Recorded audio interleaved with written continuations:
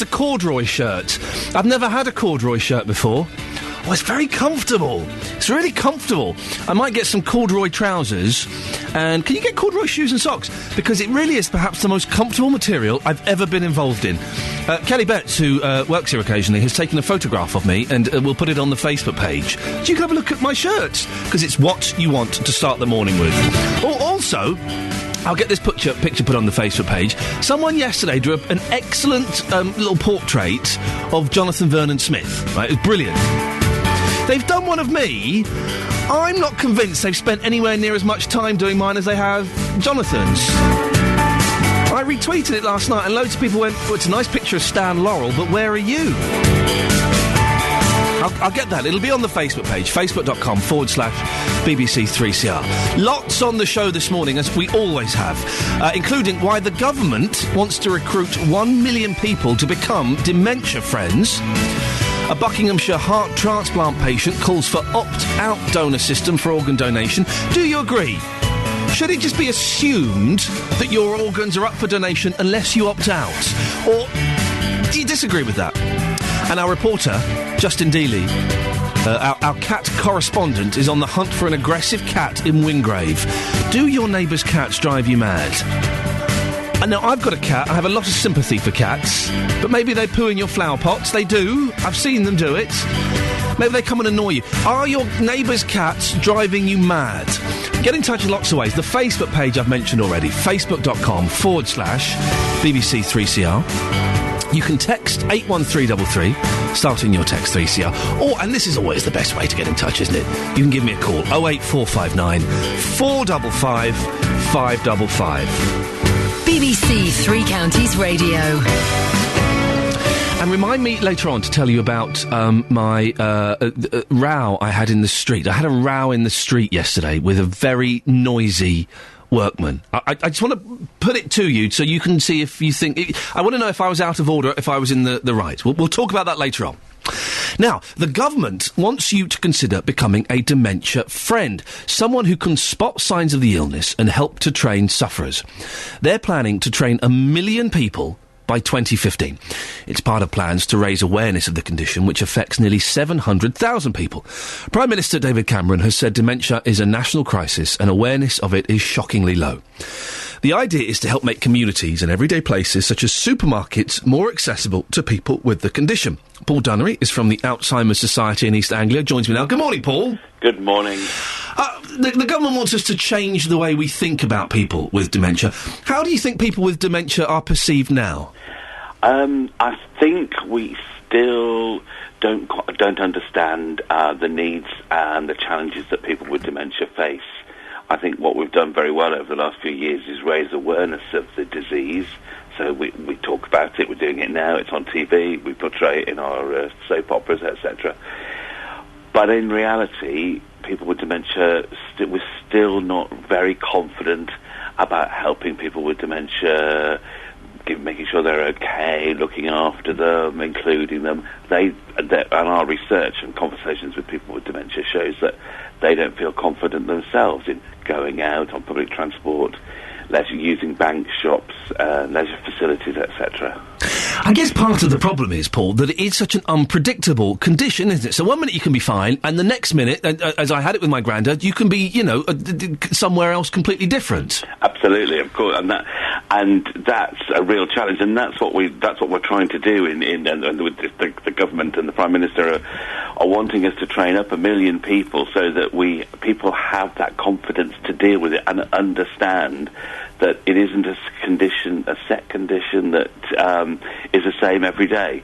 So some people someday will be able to be more confident, the next day less so. And it's about spotting those signs, understanding it when people might need that extra help, or when maybe people can be confident enough to do something for themselves.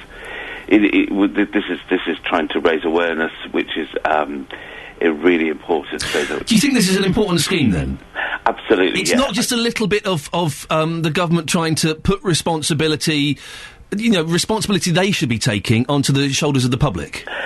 I think we all have a responsibility to do this. I think it's our responsibility to look after our our friends, our colleagues, our family who have dementia. I think we all need to take some responsibility to make sure that we look after people a little bit better. And this is for in hospitals, in care homes, it includes everybody. It's the 700,000 people who live with us who have dementia.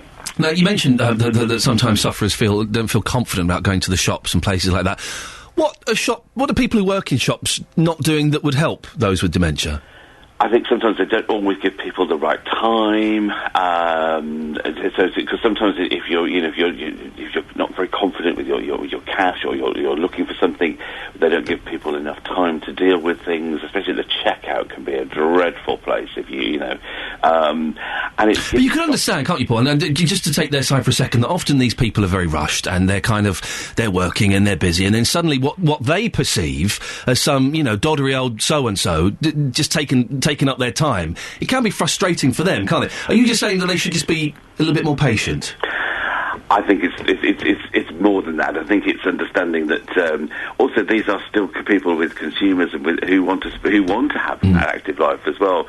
So actually, these are still potential customers, and if they're not going to feel confident, they're not going to go into your shop and spend their money as well. So it's about making sure that they have the right environment and the staff who are skilled enough to deal with people, and who can get the best benefit from the shop, and they can also get customer services as well. There's a similar scheme apparently operates around the world, particularly in places like Japan. Have you heard about this? Yeah, and it's worked really well. It's been a really positive outcome and really positive benefit for people there as well. And this is part of an overall package of trying to develop dementia-friendly communities, working in hospitals and care homes as well, and the government's putting extra money into research as well. So it's a wider spectrum of things about trying to create a more friendly, so that people with dementia have the confidence to go out and be part of our communities. Listen, as I said, my granddad had it, and it was at turns heartbreaking and hilarious, and he was wonderful, and every now and then his character will come out. It's a horrible condition. If people at home are worried that they might be suffering from it, or a relative might be, where can they go? I think the best place would be to go if you are concerned about yourself. The very first place to go to is really to go to your GP and talk to your doctor about it, because still one of the challenges we've got is still that under 50% of people are still not diagnosed with dementia. So if you are worried about it, you must go to your GP. And of course, we can all, if you can and you can access it, go onto the Alzheimer's Society website, because the information there is second to none. Paul Dunnery, keep up the good work. It's Paul Dunnery there from the Alzheimer's Society in East Anglia. Right, the drawing of me by Aidan, the caricature I believe you call it, is up on the Facebook page. Go and have a look. Does it look like me, or does it look like Stan Laurel? I appreciate the effort that he's put into it. It's not anywhere criticism. It's just, hard to kind of judge. And for those of you who say that my corduroy shirt needs an iron, well, yes, it does. I got sent it. I bought it online. It was delivered. I just took it out of the bag and wore it. That's the kind of guy I am. Right. Let's calm down a little bit now, shall we? It turns out, for some reason, I don't know why, sometimes I love this job, and sometimes I think, everybody go away. I've created controversy simply by wearing my new shirt. Not because it's corduroy. It turns out that's well in. That's very 2012. But for two things. Because I ordered it online, okay? And I never order clothes online. I never do. I like to go into a shop and try things on. But I ordered it online. It was delivered to me yesterday. I took it out of the bag this morning. I put it on and wore it. I haven't washed it, and I haven't ironed it. Okay, those are the two key factors in this. I have not washed my shirt. I have not ironed it. Now, first off, my producer Laura was like, "Oh, you've not washed your shirt?" Turns out her husband, who sounds, I'll be honest, a little bit weird, would, if they buy anything new, he has to wash it before he wears it. Is that right? He buys something new, whether it's delivered or he buys it from a shop, he has to take it home and wash it. That's just crazy behaviour, isn't it? I'm being told socks, underwear, shirts, sheets, everything. That's insane. You know that when you start washing your clothes, that's it, you're killing your clothes. That's what you're doing. Very rarely wash my sheets. That's for another discussion. So, And I don't iron. I've not ironed this shirt. I'm not really a big fan of ironing. So it brings up two things I'd like your opinions on this morning. Okay, dear listener. When you get new things, do you wash them? My wife, when we get new crockery, washes the crockery. Why would you do that? Why would you do that? It's new. It's been in a shop. It's going to be fine. No one's eaten on it. So, when you get new things, do you wash them? Or are you a weirdo if you do that? 08459 455 555. And can we just kind of accept that ironing, it's so unnecessary, isn't it? Yes, if I need to wear a smart shirt and a suit, I will very quickly throw the iron over the shirt. I'll do that. But ironing, really, it's not necessary. It's pointless. If none of us ironed anything, we'd all look a little bit crumpled. We'd all be at the same level. So, do you wash your new things, your new clothes, your new sheets, your new crockery? 08459 455 555. And do you iron things? Really, can we not just, for once and for all, throw our irons in the bin? It's the most depressing, pointless job of all. Are you one of those weirdos, I'm going to say it, perverts, who has to clean stuff, no, seriously, who has to clean stuff when you buy it new? Like crockery and cutlery and clothes. So you buy a clean shirt from, like, the Gap or M&S, and you take it home and wash it. What do you think they're doing there? For goodness sakes, it's clean. You've bought it. It's clean. And can we once and for all agree that the iron, there is no need for the iron. It's pointless. It serves no purpose. Yes, if you're wearing a smart shirt for an interview or something like that, okay, fine. You can iron that. But we don't need to iron our jeans. Some people, some depraved sickos, iron their socks and their pants. They do. And I'll admit, yes, it's nice putting on a warm pair of pants that have just been ironed, but there's no need for it. 08459 455 555. BBC Three Counties Radio, first thing news. Now, a man from Buckinghamshire who has become the longest surviving heart transplant patient in the UK says we should have an opt-out system for organ donation. John McCafferty was given 5 years to live when he had the operation in 1982. Now, 30 years later, he says a new scheme should be looked at to get more people to donate. BBC Three Counties reporter Jessica Cooper has been speaking to John at his home in Newport Pagnell. There's some lovely cards, and a lot of them are handmade cards. From friends all over. Well, this one here, for example, was given to me by the wife of one of our old transplants who died after 10 years. But we still keep in touch. When I had my transplant in those early days, there was always a few people ahead of me. So they were my markers, so to speak. But unfortunately, they have since passed on. Let's rewind 30 years then to the point where you were about to be having your heart transplant.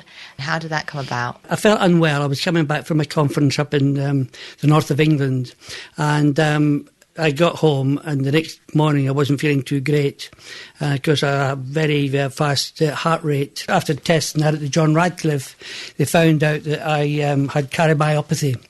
And as a result of that, of course, I was told to go home and rest for 6 months. And hopefully the heart might repair itself. Unfortunately, the rest is history, and it didn't. Did you have a target age you were trying to reach? In those early days, when I was transplanted, it was still very much experimental surgery. The longest which had ever lived at that particular time had been 2 years. So the surgeon who'd done my operation, he said, the most I'm expecting to give you is 5 years. Basically, I thought, well, 5 years is 5 years. At least I might be lucky enough to see my son grow up and then get married, and that's the only goal that I had. How does it feel then to be recognised and have this celebration planned for you at Harefield Hospital where the transplant all started? It also marks the success of transplantation. So it's not just about me, it's about the actual programme of transplantation.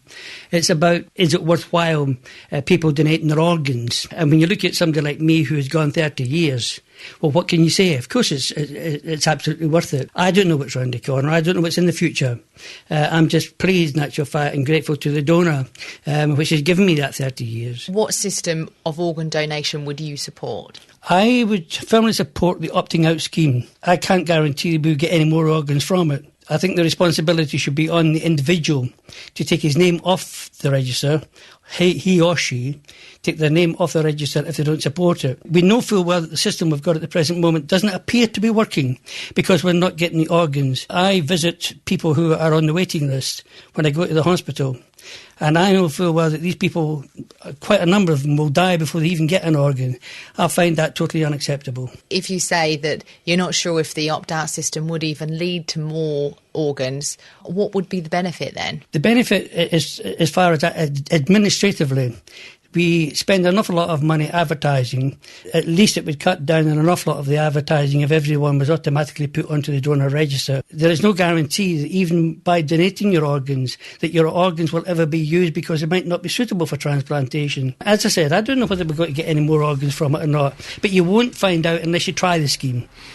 Well, that's our reporter there. Speaking, Jessica Cooper speaking to John, who had a heart transplant 30 years ago. And it does raise an interesting question, doesn't it? Should it be... The donor system at the moment, you kind of have to opt in. My wife has an odd take on this. She said, look, they can take whatever they want when I'm dead, just not my eyes. And I said, why not your eyes? She said, because they're part of me. Well, hang on, everything's part of you. It's weird, isn't it? Have you got a bit of your body you don't want them to take? My wife doesn't want them to take her eyes. I've kind of said, listen, have whatever you want, whatever, have anything. I haven't got a donor card. I suppose I should sort that out. But, have whatever you want. I don't care. I'm going to be dead. Should it be an opt-out system? Should we assume that you want to donate bits of your body unless you say otherwise? That makes sense. I can't believe that in 2012 there is anybody listening to this who does not think... that it's okay for organ transplants, who doesn't want to save someone's life by giving their kidney or their heart or their liver or their eyes or whatever. Are you okay with organ transplants? When you go, are you happy for your body to be harvested and for them to come in and just take whatever?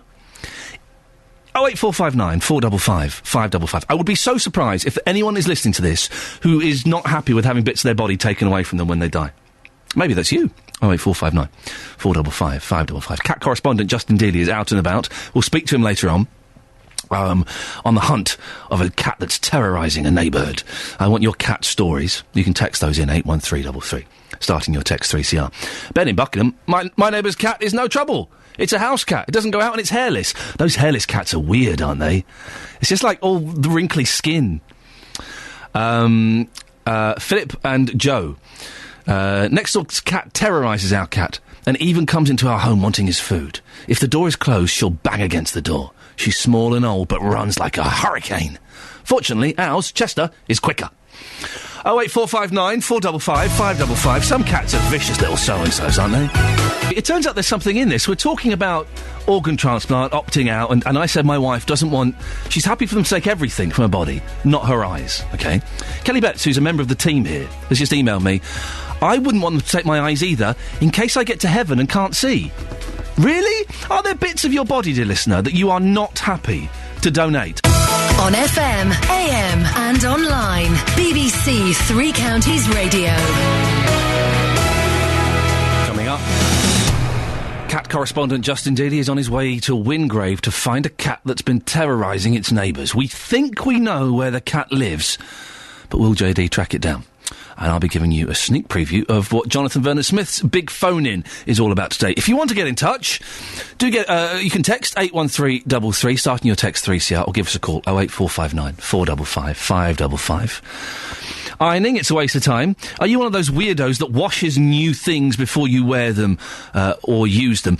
Are there bits of your body that you don't want to donate? For whatever reason. Eyes are top of the list at the moment. 08459 455 555. Now, a week today, you will get the chance to vote for who you want to be your police and crime commissioner. On this programme, we've heard from voters in Beds, Herts and Bucks, plus all the candidates. Are you any wiser about what the role of the new commissioner will be? Well, Maurice Collins is a senior lecturer in policing studies at Bucks New University and a former police inspector with Thames Valley Police. He joins me now. Morning, Maurice. Good morning, Ian. Do you think the idea of a police and crime commissioner is settling in with everyone? Because for a long time, people didn't know what it was or what it was about. I think that's still the case. It's still got a long way to go before it truly settles in and is understood. And in all honesty, the government have done an appalling job of marketing this new post, in all honesty, and getting people engaged with the election. But it is clear there is opportunity in the new post if it's allowed to happen, and provided people get behind it and give these new commissioners a mandate. Well, there are talks of a very low turnout. Even David Cameron has said it would take a few years to bed in, and people... I mean, we've heard figures as low as maybe 20% turning out. That could be... that's not great, is it? No, it doesn't enable somebody to go in and start the job up and running as a champion. But, people need to understand that, all the conversation has been about keeping politics out of policing. Of course politics needs to stay out of policing. But actually control of local budgets is important. Standing up for the rights of victims of crime is important. And things like that the police commissioner will be very well placed to do, far more so than police authorities ever were. And if the debate is widened to including things like that, people will see some of the opportunity. What's the feeling amongst police officers? Are they generally giving this the thumbs up? Oh, let's be honest. Police officers' morale at the moment is rock bottom. There is so much change going on across policing in England and Wales at the moment. There was an academic review published this week which engaged 14,000 police officers, and only 5% of them thought that actually government policy at the moment is helping them do their job of policing. So police officers are thinking largely at the moment, this is another change at a bad time and we don't need it. But... they are going through the mill at the moment, no doubt about it. You talked about politics, and there are people, although they're not representing political parties necessarily, that come from political backgrounds. Do you think people are just going to vote by the political party? Like, if there's a candidate who's from Labour, they're going to vote for that, or Tory, or... Yeah, I mean, people are people, they do what they do, and the chances are that will happen. But the voting system is interesting. People get two choices this time, and it ends up being a two-horse race from two most popular candidates, provided nobody immediately gets 50% of the vote.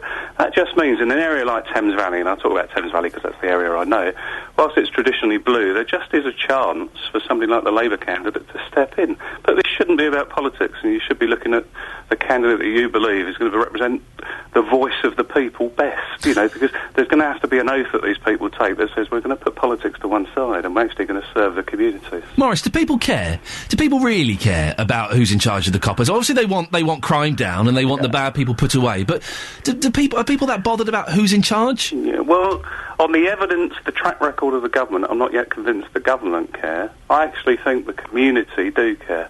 Because, we don't often talk about policing, but that doesn't mean we don't value it. And when something like the tragic death of those two girls in Manchester happens, the whole world is united in saying how tragic that is and how brave police officers are.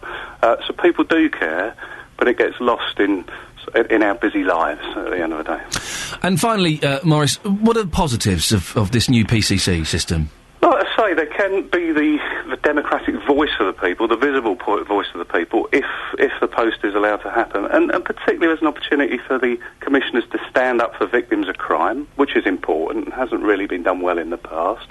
And also bring agencies together, because, reducing crime isn't just about the police service. There's many organisations, including councils, schools, etc. Yeah. Maurice Collins, Senior Lecturer in Policing Studies at Bucks New University. Thank you very much indeed. You can give us a call, 08459 455 555. And you can get your say on this, on the issue of police and crime commissioners, with Jonathan from 9 o'clock this morning. Today he's asking, what could the police do better where you live? I'm sure you've got a long list. Bit of Creedence, first thing in the morning. Morning, this is Iain Lee, BBC Three Counties Radio, 6:40. 08459 455 555 is the phone number if you want to give us a call. The Football Supporters Federation, the FSF, says the attitude of some police to football fans is stuck 25 years in the past. It says that while many forces have a positive approach, some match commanders still use heavy-handed tactics and treat all fans as potential hooligans. Mark Chapman, the vice-chair of Luton Town Supporters Club, says that fans of his club are often unfairly victimised because of the club's violent past.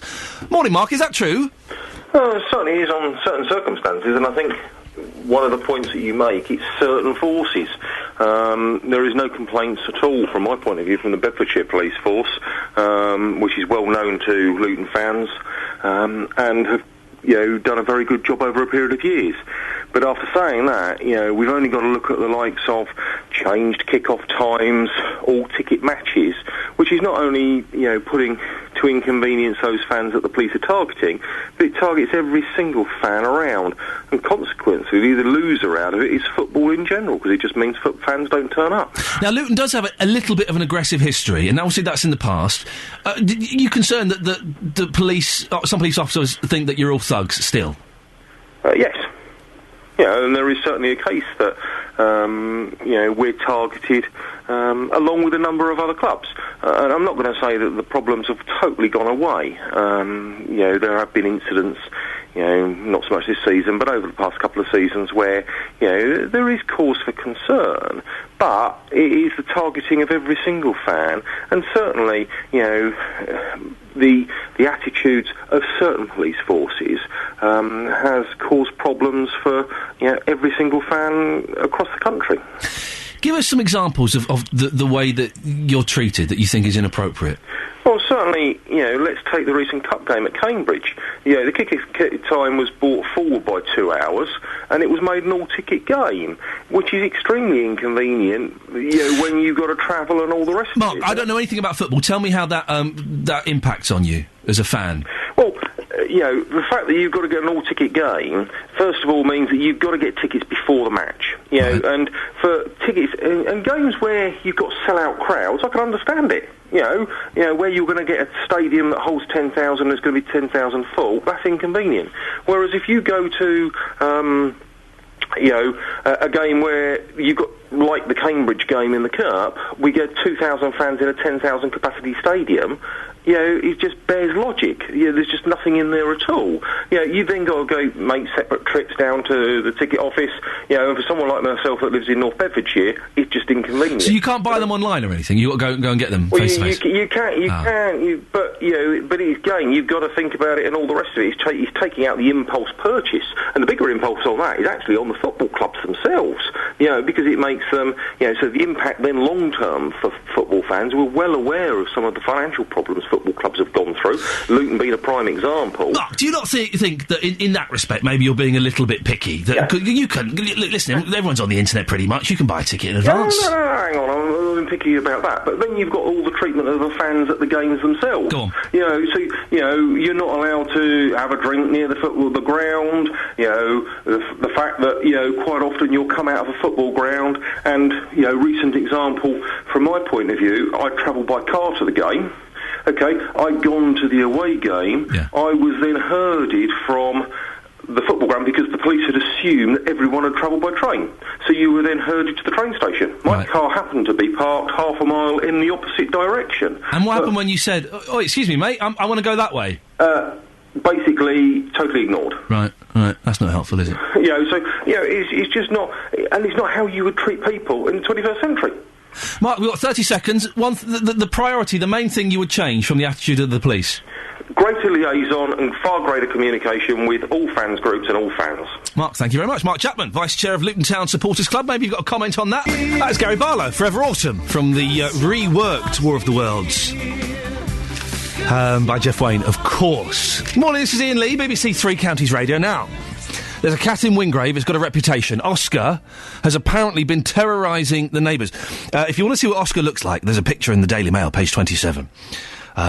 Quotes from some of the neighbours. Children can't walk down the alley to school. They all know about the cat and they're frightened it's going to get them. We can go to our cat correspondent, Justin Dealey, now. Justin, good morning. Yes, hello, Ian. I'm live in Wingrave this morning, looking for Oscar the cat, who sounds absolutely terrifying. Agreed? Would you agree with that? It sounds awful, to be honest, yes. Yeah. I mean, apparently he's caused many problems here in the village. He's attacked dogs. He's even attacked people, we believe. Oscar is a Turkish van cat, and it's actually a famous cat, Ian. He shot to fame a couple of years back on an IKEA advert. You might remember that one. Now, these type of cats, they like swimming. When have you ever heard of a cat who likes swimming? No, this cat already sounds devil-like. Cats don't like water. They're also described as dogs in a cat suit, this particular breed. He disappeared a few weeks ago. The village, they thought they'd seen the back of him, but now he's back. Apparently he's under house arrest here. He turned up. Justin, there's a great quote in the paper here. He arrived back in Wingrave on Saturday, where villagers are arming themselves with water pistols. One villager, who asked not to be named, admitted many had hoped the only way Oscar would return would be, quotes, in a body bag. It can't be that bad, can it? Apparently it is bad, and we believe, well, certainly the police, who are going to try and track down later on, that Oscar jumped on the back of a lorry. He then spent days and weeks in a nearby town stealing other cats' food whilst the owners were away. How do we know that? Because the owners had a cat sitter. They thought something wasn't right. They waited, they pounced, They put him in a box. They took him to the local vet. He was microchipped. That's how he's back here. Now, a few minutes ago, I popped into the village shop. It's very, very quiet, but I spoke to Rita Carroll, who's the owner of the shop and has been for the last 8 years. Now, believe it or not, this cat ended up on the counter in the village shop. It followed the owner. It was meowing outside. It then came in, got up onto the counter. She said to me, people are terrified and they're not happy that this cat is now back here in this village. Wow, OK, so you're going to try and hunt the cat down today, Justin, and if you find it, what are you going to do to it? Well, I think I'll try and be nice. I saw you leaving. I saw you leaving the studio with a big sack and some bricks. What are they for? That's for tomorrow's story. Oh. But hopefully we're tracking down. Okay. We know where the owner lives. We're going to go and have a chat. Also, we're trying to track down a man who apparently was attacked earlier this year by the cat and put in hospital for a week. So we'll try and speak to those two people before 9 o'clock this morning. Very quickly, Justin, we're talking about people who wash stuff when they buy it, be it clothes or crockery. They wash it before they use it. You're not one of those perverts, are you? Absolute madness. Absolute madness. If I go and buy a shirt, I'll be putting it straight on my back and I'll be going out in it. I don't see why you need to wash shirts. It's bizarre. These people are wrong. And you don't iron things, do you? No, I've got no idea how to iron. There you go. See, Justin Daly, he's the man, the common voice. Literally. If you see Justin in Wingrave wandering around in his crumpled shirts, then go and grab him and tell him about this cat. We're keen to find out about that. Very quickly, got a text on cleaning things. Cutlery and crockery should always be washed when new before you use it. You never know who may have touched it with dirty hands or coughed and sneezed over it. Even if it's sold in a bag or a box, it will have been exposed when made prior to packing. But I completely agree with you on ironing. I just hang things very neatly to dry. They look okay. That's George from Wing. Christina Perry, Jar of Hearts. I like that. It's nice, that song. I mean, it's another one of those girl singers singing slow songs, but I like that one. We're asking about when you buy new things, do you wash them before you use them? I thought we'd get no response on this. It turns out loads of you are deviants. Siobhan on Twitter, my ex-husband, that's significant, I think. My ex-husband would buy something new and put it straight in the laundry bin. Go figure. That's weird, isn't it? Call 08459 455 555. 08459 455 555. BBC Three Counties Radio. Morning. Lots coming up. I pressed the wrong button there. I was so excited. I thought it was 7:30. It turns out it was 7 o'clock. Should we pretend that 37's never happened? Good. OK. That's better. That's better. Oh, it's Thursday. Come on, give me a break, for goodness sakes. It's been one of those weeks, hasn't it? You can forgive me a little bit of a mess up now and then. Morning, this is Iain Lee, BBC Three Counties Radio. It is just gone 7. It's not 7:30, like I was thinking. Lots coming up in the next hour of the show, including the Prime Minister says dementia is a national crisis and awareness of it is shockingly low. Find out what the government's planning to do about it. We've got some CCTV of a Luton shopkeeper, it's incredible footage, who confronted known troublemakers even though they were banned. We'll put it up on the Facebook page. It'll be up on there in a little bit, so we'll give out the details. You can have a look and make your own judgments. And if you wash new clothes and cutlery before you use them, that's a very weird thing to do. Do you do it? It turns out it's mainly men that do this. They buy a new shirt, they buy some crockery, and they wash it before they use it. If you want to get in touch, lots of ways. You can go to the Facebook page, facebook.com/BBC3CR. You can text 81333, starting your text 3CR. But the best way to get in touch, let's be honest, is if you give us a call. 08459 455 555. BBC Three Counties Radio. Now, the government have announced new plans to change the way we all think about dementia. They're starting a project called Dementia Friends, and they're hoping to get 1 million of us to take part. Under the scheme, people will be trained as dementia friends. The idea is to help make communities and everyday places, such as supermarkets, more accessible to people with the condition. Earlier on, we spoke to Paul Dunnery from the Alzheimer's Society in East Anglia. He told us this project was necessary. I think it's our responsibility to look after our friends, our colleagues, our family who have dementia. And this is for in hospitals, in care homes, it includes everybody. It's the 700,000 people who live with us who have dementia. Now, you mentioned that sometimes sufferers don't feel confident about going to the shops and places like that. What are people who work in shops not doing that would help those with dementia? I think sometimes they don't always give people the right time. Sometimes if you're not very confident with your cash or you're looking for something, they don't give people enough time to deal with things, especially the checkout can be a dreadful place. But you can understand, can't you, Paul? And just to take their side for a second, that often these people are very rushed and they're working and they're busy, and then suddenly what they perceive as some, doddery old so-and-so just taking up their time, it can be frustrating for them, can't it? Are you just saying that they should just be a little bit more patient? It's more than that. It's about making sure that they have the right environment and the staff who are skilled enough to deal with people. Well, that was earlier on in the show. Pat Van Spike joins us now from Royston. Her husband lives with dementia. Good morning, Pat. Good morning. Explain to us how you first noticed that there was something wrong with your husband. I don't know his name. I'm sorry about that. Peter. Peter. When did you first notice something was wrong with Peter? Well, I was thinking about this, and it started very early. It's a long journey, dementia, and it's not one of these, you go in hospital and have an operation, it's better. It's a very long journey, and Peter first started with very odd signs in 1994. And he was not diagnosed until 2006. So you can see what the difference is. He was not the same old Peter, and what was it? Was it confusion? Was it forgetting his car keys and things like that to start with? Yes, those sorts of things. And his spatial awareness was the first thing that I noticed. Driving the car out of the garage, he scraped it every day. He parked very badly. Would go around an island, not knowing which exit to take. He was in a danger. But various things happened. He had a business which went, down the pan, and it was at that stage that I really thought something was seriously wrong. And so I took him to the doctors, who saw him quite, about 6 weeks each week for half an hour. And he said, "I'm very sorry to say, but I really think Peter's got Alzheimer's." He was diagnosed at Adam Brooks, and a very nice consultant said, judging from the MRI scan, he's had this disease for about 10 or 11 years. And that puts it about right to when I noticed things were odd. And it hadn't been picked up?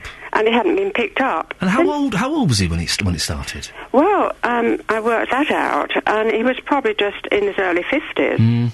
And now he's 67. Same as my granddad. People think it's an old person's disease. My granddad went sort of started in his mid 50s. Yes, well, it's called early onset. It wasn't recognised, I think, for many years. We're lucky, I suppose, for it to have been recognised, but it would have saved a lot of trouble if it had been diagnosed sooner. What do you think about these plans to train people as dementia friends? Well, it's a good idea. Any friend for people with dementia is good. Generally speaking, friends drop you, not because they're being unkind, but they can't cope with seeing an old friend in this state. A lot of people I've met in the umbrella of Alzheimer's have all said the same thing. You lose your friends, you make new friends who understand what Alzheimer's is about. And I think that's true. Now then, a friend, there is a scheme in Cambridge, and I think it's run by the mental health authority there, and they call it buddy. You become a buddy.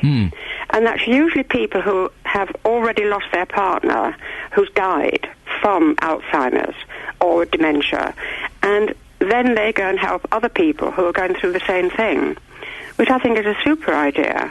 So if the friends means something similar to that, that's a very good idea. It's a lot of money. Pat, do you go back to the friends thing a bit? I have personal experience of this because of illness in my family, but a lot of people would be amazed by it. Does Peter have any of his original friends who still keep in touch? Well, he used to keep in touch with people he was at university with. There was I think people who've been in the army or in the, university. They're very deep friends with those people. And only one of those called. I know he lives in London, but he goes to Norfolk a lot.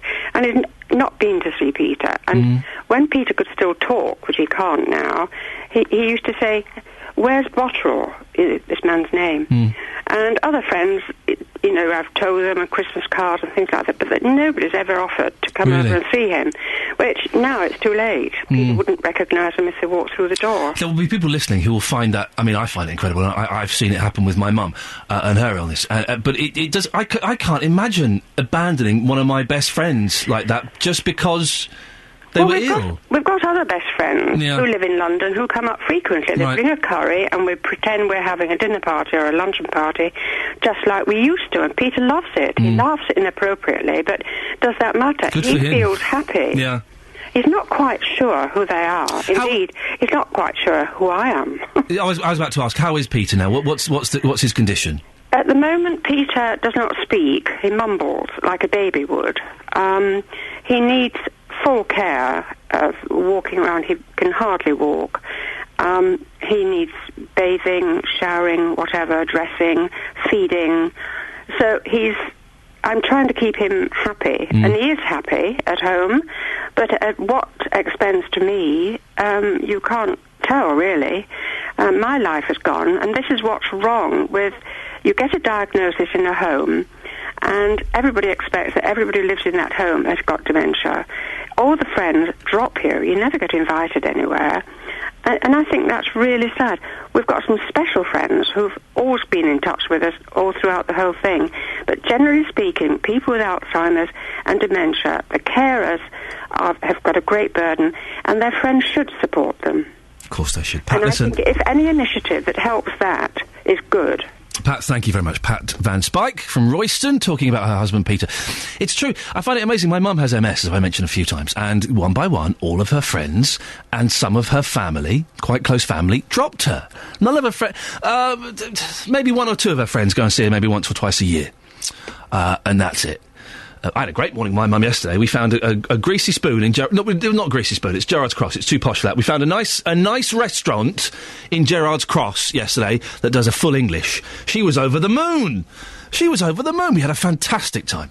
Well, later on in the show, we'll be talking to Care Minister Norman Lamb, who'll be joining us in just under an hour. 08459 455 555 is the telephone number if you want to give us a call. JVS will be on at 9 o'clock. Always worth the listen.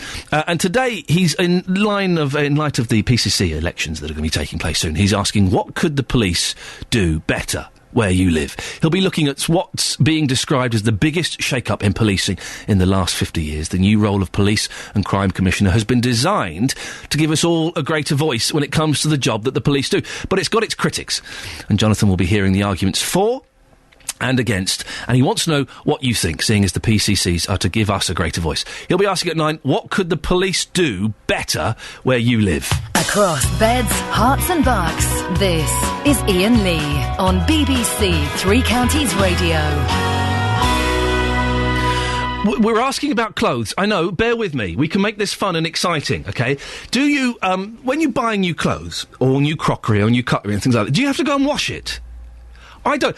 I got some shirts. I ordered them off the internet. I've never done that before. Oh, I felt so dangerous. I felt dangerous. I like to try on clothes and know if they're going to fit. I got them. They arrived yesterday. I ripped open the bag this morning and put on a shirt. People are disgusted. A, that I've not ironed it, and B, that I've not washed it. Really? Do you do that? I'm beginning to find out it's mainly a man thing. It's the blokes who are a little bit OCD, I'm going to say it, and have to wash these things before they wear them. Is that you? 08459 455 555.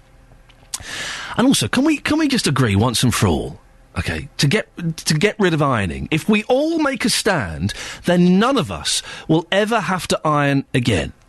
OK, if you're wearing a smart shirt because you've got a job interview or something, then maybe. But let's be honest, you put that shirt on, within 5 minutes it's all creased.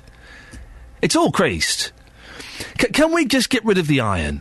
08459 455 555. I need some people to phone up and say, yes, Iain, I support you. I don't iron my clothes. It's absolutely blooming pointless. Should we have a quick look at the front pages? The Times, a lot of them, it's Barack Obama. The Times, souvenir edition. Oh, I'm going to keep this. It'll be worth money in the future. It won't. Well, the Times got one of those fake covers with Obama, and inside it's Wiggins in hospital after being hit by car. The Guardian, it's Barack Obama. The best is yet to come. The Independent, the tenacity of hope. It's another souvenir edition. Man, we must keep these. Mum, we've got to keep these newspapers. They'll be worth a fortune one day. The Daily Telegraph. Is the Telegraph bigger than normal? It feels huge. Maybe my hands have shrunk. How Obama changed the face of America. The Daily Express. Diabetes. New tests will be a lifesaver. And there's also Nadine Dorris. Jungle MP Nadine. You're not a celeb. Get out of there. And also on the front page of the Express, Dad's Army legend, Clive Don't Panic Dunn, dies aged 92. Clive Dunn is dead. Can I be honest? Permission to speak freely. Thank you. I thought he died in the 80s. I genuinely did. And when it was on Twitter, oh no, not Clive Dunn, someone posted, I thought, oh my God, he's involved with this whole Savile thing. He's not. He died. And I was like, but I thought he died in 1989. Genuinely. The Daily Mail. Surgeon botched 1,000 breast stops. And The Sun. Wiggins knocked off bike by van. And they have the full run-up of all of those I'm a Celeb contestants. I know about 4 of them. Maybe we'll have a look at those a little bit later on. Now, an abortion clinic in Milton Keynes says protesters have been intimidating and causing distress to women using the service. The 40 Days for Life group organised the 40-day protest at the British Pregnancy Advice Service Clinic in Milton Keynes. We're joined on the line now by the campaign organiser, Andy Burton. Good morning, Andy. Oh, good morning, Ian. How are you doing? I'm fine, thank you. We've also got Claire Murphy from BPAS. Good morning, Claire. Good morning. Claire, what's it been like? The protest has ended now, hasn't it? Mm-hmm. What was it like as the protest was going on? I think it was a mixed picture, but I think by and large we can say that, yes, women and staff found it very unpleasant while it was going on. I mean, at the end of the day, you know, these are women trying to access a private legal service. I mean, when you go for medical advice about anything, you don't want to have to walk past a group of people, sometimes with dogs, waving banners as you make your way into a clinic. And, you know, unplanned pregnancy is an extremely private, confidential area. And, yes, women have found some women have found it extremely distressing. Were there any specific examples, Claire, of intimidation? Well, I mean, for instance, you know, I've got a client comment form in front of me. So this is a comment a woman has written down after having to make her way past these people. And she says, I found their presence intimidating, their signs degrading, and their attitudes draconian. No woman, regardless of their age or reason for attending this clinic, should have to put up with them being there. And I think basically that kind of pretty much encapsulates how many women felt about having to make their way past these people. Andy, you're intimidating women. Yeah, I find it very funny that Claire says that's a general feeling when she only had one response. I've actually got a response here from one of our volunteers. I didn't say I had one response. I said that response encapsulated how many women felt by seeing you there outside a clinic. Well, you've had your say, Claire. Please let me have mine. I've got a response here from one of our volunteers, and we've got such amazing feedback from people. It says, Dear Andy, on Wednesday outside the Acorn House abortion clinic, a young lady passed us several times, then returned to join us in prayer and was reduced to tears. In time, she shared her story with us. It was the placard that she noticed, which clearly encouraged her to join us. But Andy, we have an example. We have an example from Claire there that she's read out. It's on her comments form, and she says this is representative of a lot of other people, that a woman felt intimidated. But of course, they're upset by our presence because they just killed their child. Andy, they're not going to feel good about it. Andy, the thing that specifically made them intimidated was your protest. Address that issue, please. Well, yes, our presence pricks their conscience. It's not us that intimidated them. It's their conscience. No, Andy, the woman is specific. Listen to what I'm saying. The woman in that comment specifically said your presence intimidated her. Now, you told me when you came in you weren't going to intimidate anybody. Well, no, it's their conscience that intimidates people, Andy, not our peaceful, prayerful I will put this to you one more time, OK? It wasn't her conscience. She said specifically, listen to what I'm saying, she said specifically it was your presence that intimidated her. Well, if you'd let me continue with you'd address the point that I'm making, Andy. Well, I have, Ian. You haven't. She said specifically that your presence intimidated her. Address that. Well, if I can just tell you about this lady No. Address what I've just said to you.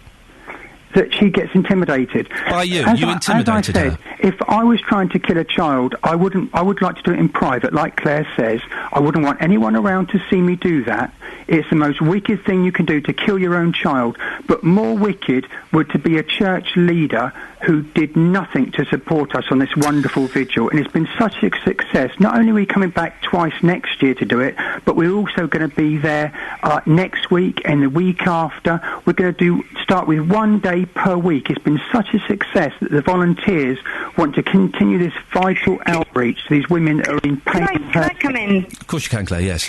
Yeah, I mean, I'm really interested in Andy's criteria for success, because it doesn't seem to me that his mission serves any immediate purpose above and beyond causing women distress. He's not reducing the number of abortions. He's not stopping women coming into the clinic. He's simply intimidating them and making them feel that much worse on what is already, for many women, a difficult day. I mean, this idea that women don't have any conscience, or that they need Andy there to prick their conscience, I think is absolutely ludicrous.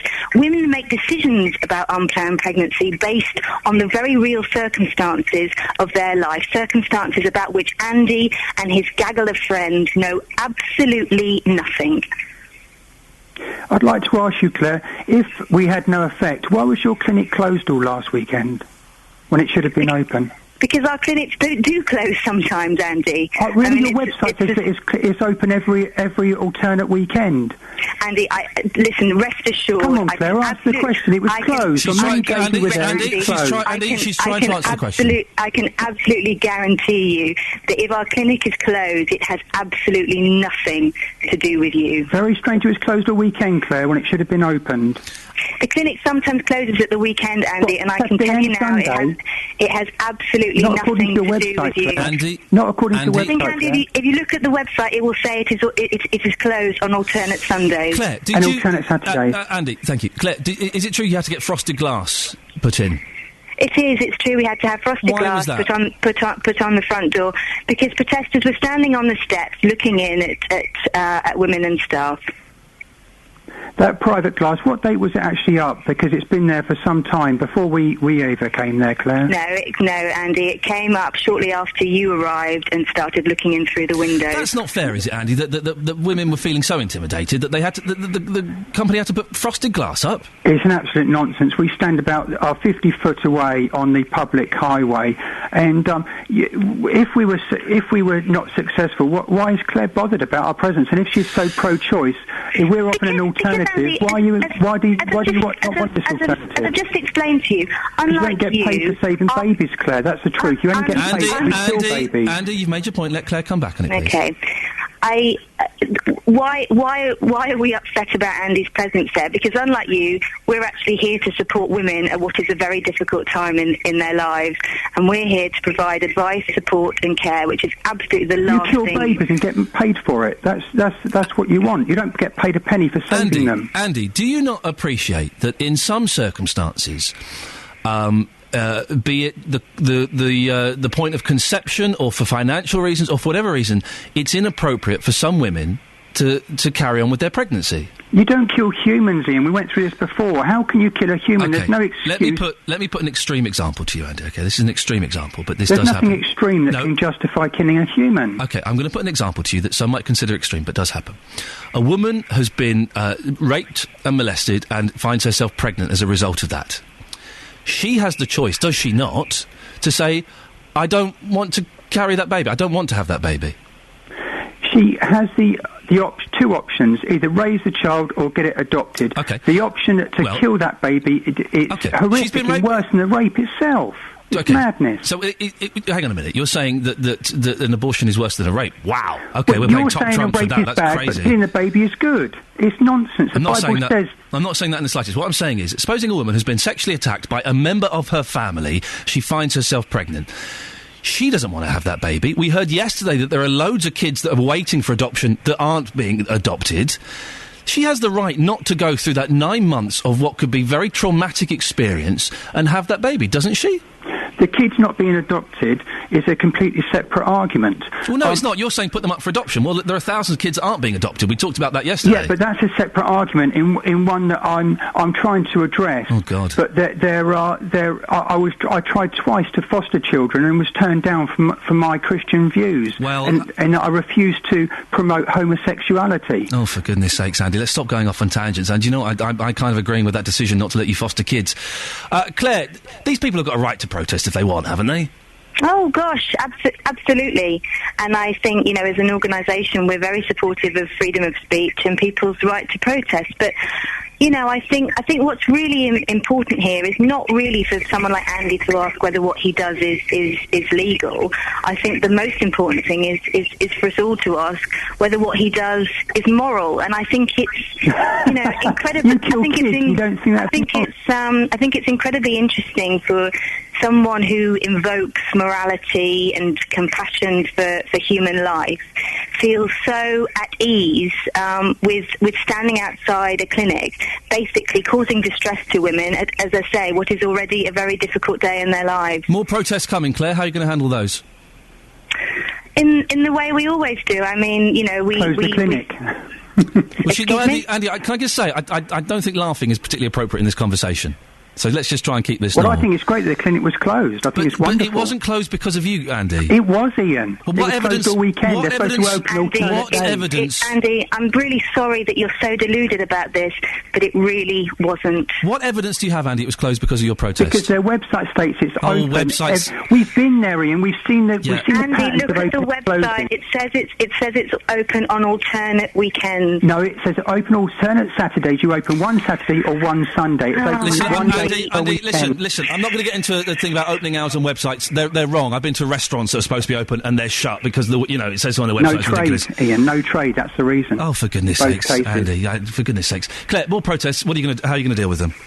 I think we'll monitor them and see how they go, and we hope that people like Andy actually ultimately do have their own consciences pricked about what they're doing. That's Andy, what we're final there. words, 20 seconds, Andy?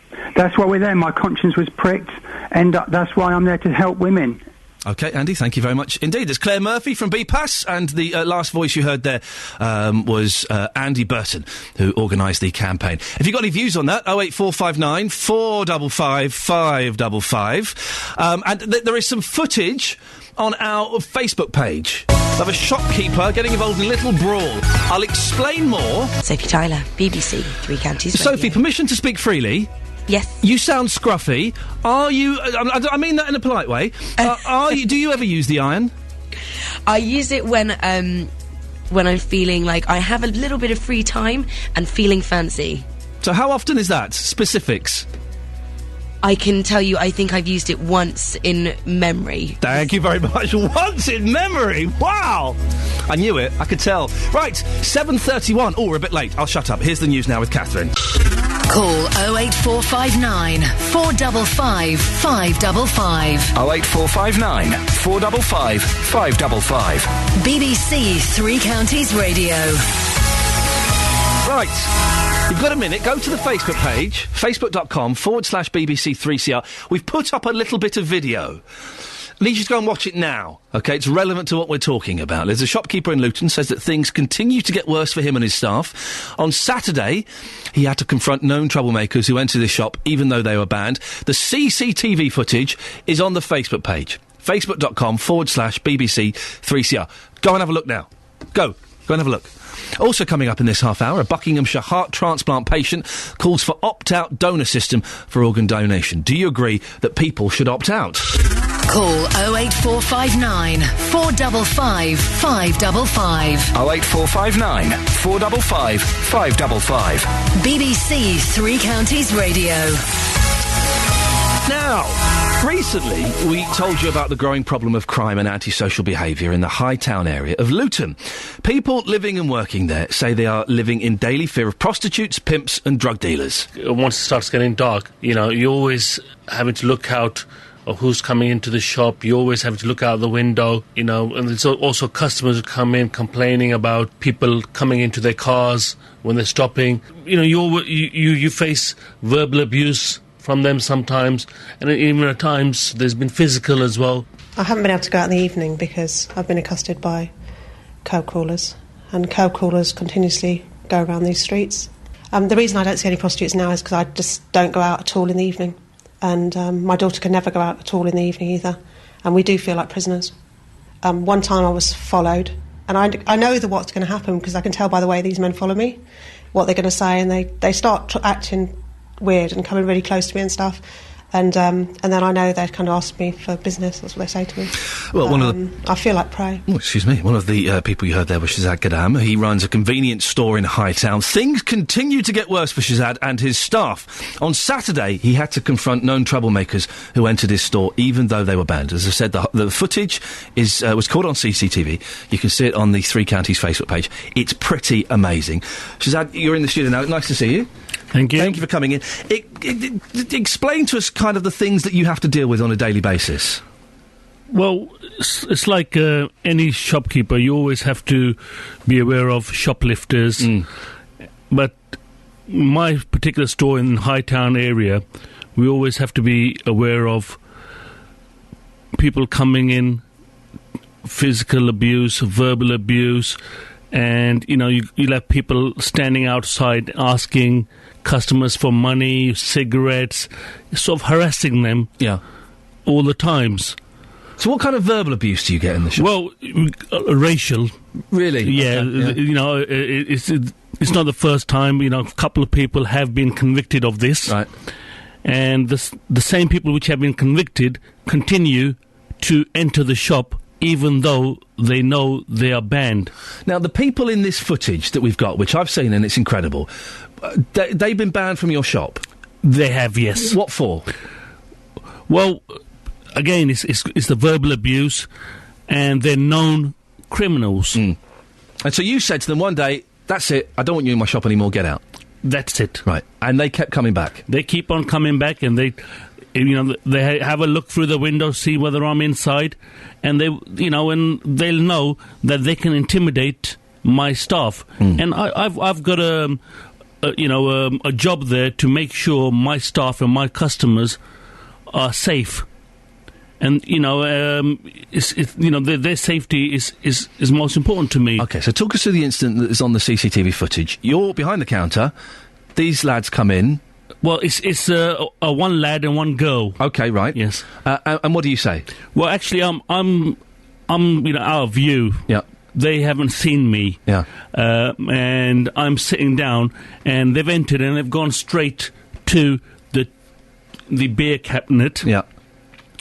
And the young lady behind the counter, she looks at me and nods at me to ask whether she should tell them that they're banned, right, if they're the ones. Yeah. Which I signalled to her, and I'm still out of view. Yeah. And this young lady asked them, excuse me, please, you're not allowed in here. Yeah. And the response was, foul language. Yeah. Why? Who said? Who are you? And sort of trying to intimidate her. So you then go and approach them? Well, actually, I jump up from my chair. Yeah. And I confront them and I say, I said so. I don't need to give you a reason. You know you're not allowed in here. Leave the shop. And then it all kicks off. Yes. Verbal abuse is thrown at me. Racial abuse. And threats, and refusing to leave. So that's when I actually confront him. Yeah, and let's be honest, I have seen the footage, and people will sit and make their own judgments. You do lay into him physically. Well, you go for it. I think I was left with no choice. Right. It's either me or him. Yeah. And, I'm sure everybody else would feel, in my position, would feel the same way. What happens? Okay, so they get out. You report this to the police. What do the police do? Well, actually, I don't let him leave. Right. We found the police, and they arrive, and they've had a look at my CCTV, and they said to me, we've got two options. We can deal with it two ways.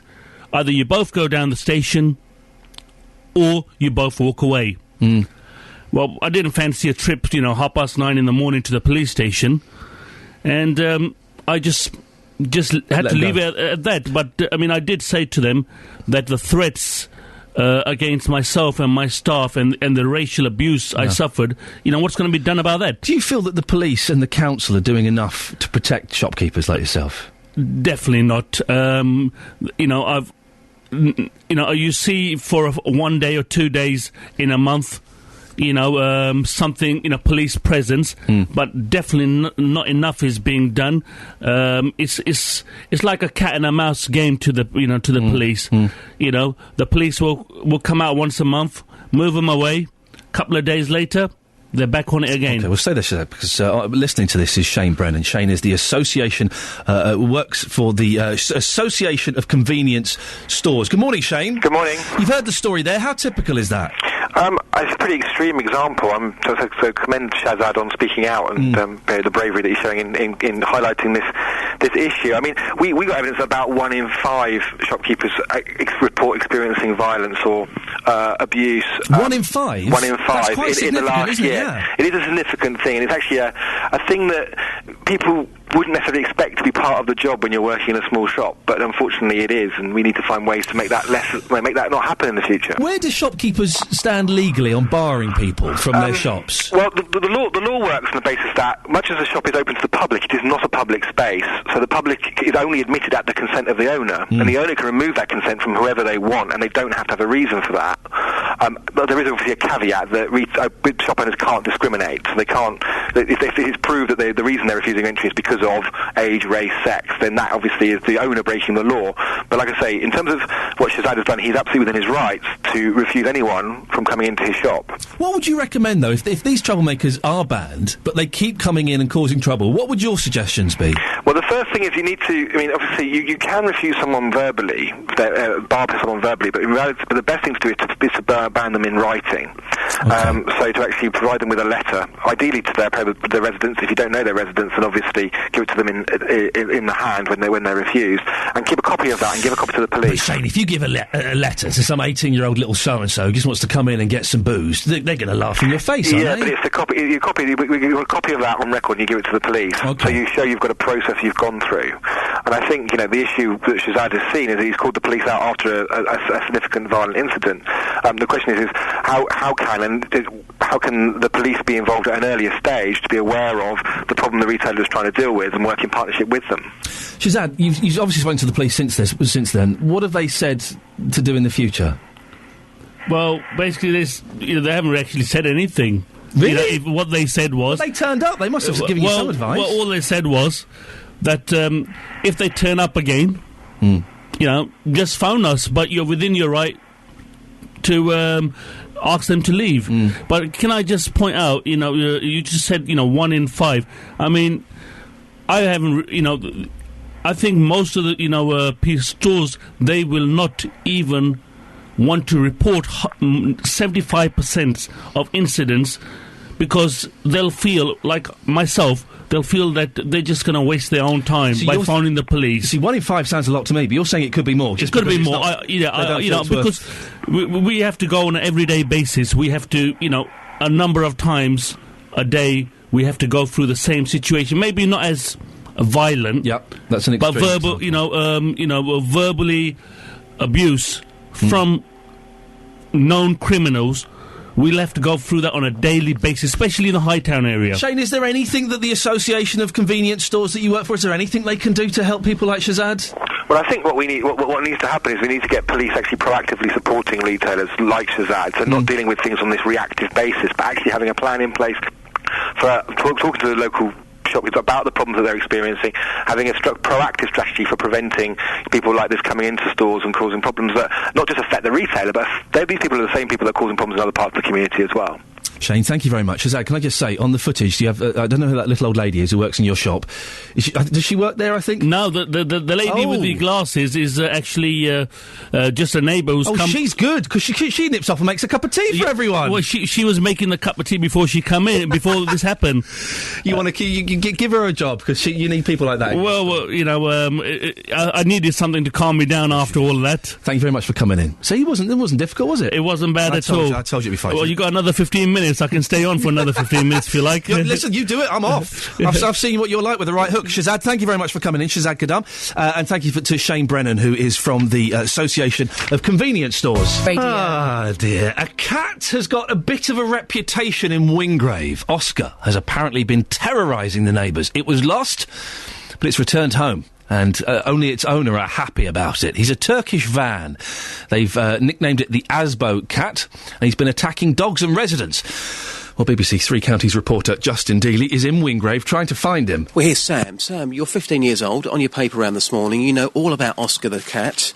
He's been attacking people, hasn't he? Yeah, I heard that he's put 2 people in hospital and he's attacked dogs all over the village and bitten people walking down the pathway next to his house. So people in the village really are terrified of this cat? They sure are, and it's attacked chickens up the road and it's been driving people crazy. Because you're a 15-year-old lad. I mean, when you think about pussycats, you think about nice pussycats. I mean, this one clearly is not very nice. Yeah, you want to avoid it, not sit there and give it a stroke. Now, Jenny, you're out this morning with your 2 Shih Tzus. If you saw Oscar the van cat coming towards you, there is a fear factor here. You would walk the other way, wouldn't you? I would indeed. Yeah, I mean, tell us why. Well, for a start, I wouldn't like them to claw my 2 little Shih Tzus. You know, if he did attack them, well, then you can't do much, can you? They wouldn't protect themselves, so we'd walk the other way. Now, Rita, you've owned the village shop here for the last 8 years, and Oscar the cat ended up on your counter, which is highly unusual. How did that happen? Well, it followed its owner down here one day and wandered into the shop meowing and jumped up on the counter. Well, this is not normal, is it? Well, it doesn't often happen. And now the cat, of course, is back in the village. People are saying to me they are terrified. Clearly the mood here is not great. People wanted to see the back of this cat, didn't they? Well, so I understand, but it's never done anything to me, so I can't say I have a problem with it. I know what we need to do. We need to send this guy out. Are you ready? Yeah. Here he comes. Move to him. Stay with him. Bang. Oh, look at it! We need to send Jonathan out, tooled up. Oh, I've trained a killer. Come on. You feeling good? You hit it? I'm feeling really butch. We need to send Jonathan out to sort this cat out. Apparently, Justin, our cat correspondent, has found Oscar's owner. We'll be finding out more just after 8 o'clock this morning. BBC Three Counties Radio, first for news. Now, this is interesting, isn't it? This keeps popping up every now and then. Should we have an opt-out system for organ donation? A man from Bucks, who has become the longest surviving heart transplant patient in the UK, certainly thinks so. When John McCafferty from Newport Pagnell had the operation, he was only given 5 years to live. Guess what? That was 30 years ago. I would firmly support the opting out scheme. I can't guarantee we'll get any more organs from it. I think the responsibility should be on the individual to take his name off the register if they don't support it. Is it worthwhile people donating their organs? And when you look at somebody like me who has gone 30 years, well, what can you say? Of course it's absolutely worth it. Well, got 2 guests now, joined by Professor Gertsch Randauer, the Director of the Institute for Health Research at the University of Bedfordshire. Good morning, Professor. Good morning. And also Dr Evan Harris, he's the former Lib Dem health spokesman who's in favour of presumed consent. Good morning, Doctor. Good morning. Professor Randauer, you worked on the task force that looked at bringing an opt-out system, but you found out that it might not actually have that many benefits. Is that right? Well, as Mr McCafferty said, it's certainly a system we should look at and examine, but as he mentioned in his interview, it wouldn't necessarily guarantee an increase in organ donation rates. Why not? Well, there are countries, and if you look at countries like Sweden who've got opting out, France have tried it, Brazil have tried it, they didn't achieve the successes. That's not to say we shouldn't look at it, and as we all know, at the moment, Wales are introducing opting out. I think what I'm definitely in favour of, which the task force received evidence on, is examining ways that can increase the likelihood of the public thinking about organ donation.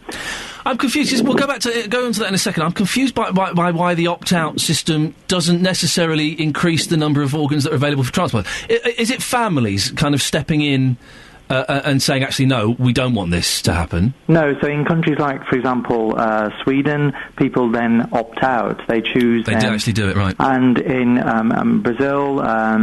they had the same system and they introduced it in 1997. It was then repealed in 1998, principally because there was a mistrust of the government and accusations of body snatching. In France, they had an incident in 92 when an individual's corneas were removed when the individual had consented to organ donation but not corneas, and that again damaged public trust. Whereas I think if you had something along the lines of mandated choice, which is where we would ask everybody in the British public to make a choice, yes or no, that would be a far more effective system, because ultimately we don't want families to live with any sense of guilt post-bereavement. We want them to genuinely have made a decision which is based on the knowledge of what their loved ones really wanted. And the challenge with opting out is families are always then left wondering, well, did my loved one just forget to opt out, or did they know about it? Whereas if you have a choice of mandated choice where you know the individual has either said, yes, I do want to donate, and no, I don't, then it makes it far easier for the family to grieve and move on with their lives. And also for us as a society, it makes every individual and every family have to think about organ donation through our daily course of lives, rather than the current system, which sadly relies too much on asking families at that tragic point of bereavement. OK, Dr Harris, you support presumed consent. Why? Yeah, support an opt-out system. Well, firstly, let's deal with mandated choice. Everyone rejected that. I mean, it may be your other guest's preferred option, but just like compulsory voting, there are real civil liberties implications of forcing people on pain of, I don't know, a fine if they don't make a choice. And some people simply don't want to think about it. They may not object to saving lives after they're dead. In fact, most people don't. The vast majority of people don't, but they don't want to be forced into a choice. So I mean, obviously your other guest does support that, but it was rejected by the Commission. But let's just deal with the evidence for opt-out. What you heard, these anecdotes about incidents, an incident in France, Belgium, France, Brazil, Sweden, that's not the way scientists approach this. What scientists do is look at studies across a number of countries and within countries, and look to see if there's an association between having an opt-out system and saving lives. That is, getting more donations and therefore saving lives. And the group, the working group that your other guest was on, I'm sorry, I didn't catch his name at the beginning, looked at these studies and found that almost all of them, I think it was 7 out of 8 of the best studies, showed that association. Now, you can't show that it's caused by that unless you have a control. And none of these studies, they were retrospective and observational, they didn't have those controls, but that you'd never get that. So all you can say is that if there was a strong link between having an opt-out system and saving lives, you would see an association between countries, i.e. similar countries, one would have a higher rate if they had an opt-out system, and rates would change within countries when they switched, as it did in Belgium. And that's what it was shown. Yet the report, controversially, and this is why now recognised in the journals, misrepresented that finding and said no study has shown causation. No study could ever show causation. Professor? So we're pretty convinced at the BMA that this would save lives, that it is much better, as the professor said, because people who say no are much less likely to regret that at a later stage. OK, Doctor, let me just interrupt there because we're running out of time. Professor, how do you react to that? I think we have a different interpretation of the study we commissioned. You're absolutely right, there was a link.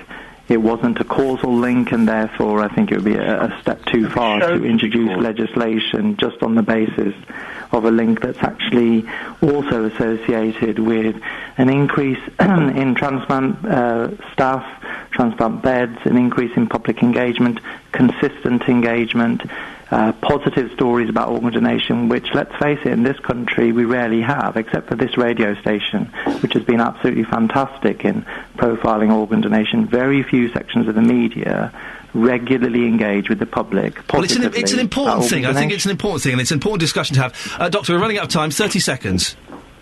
Well, as I said, you cannot prove causation, so you're setting a hurdle that you can never meet.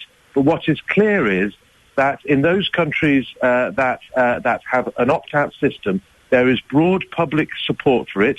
I think the Welsh are doing the right thing, and we have failed in this country to increase the number of cadaveric, that's donations after death, organ transplants in any significant step change way despite the other recommendations of his group. OK, Doctor, we have to end it there. It's Dr Harris and Professor Randhawa.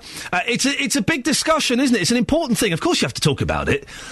Because we're all going to die. Sorry to break the news to you, but that's going to happen. Oh, you didn't know? Well, you do now. And it's something important we can do. As I've said, they can take anything they want from me, and I've said it to my family. Listen, you help yourselves. Go nuts. Well, if that would help, you can have those as well. I don't know.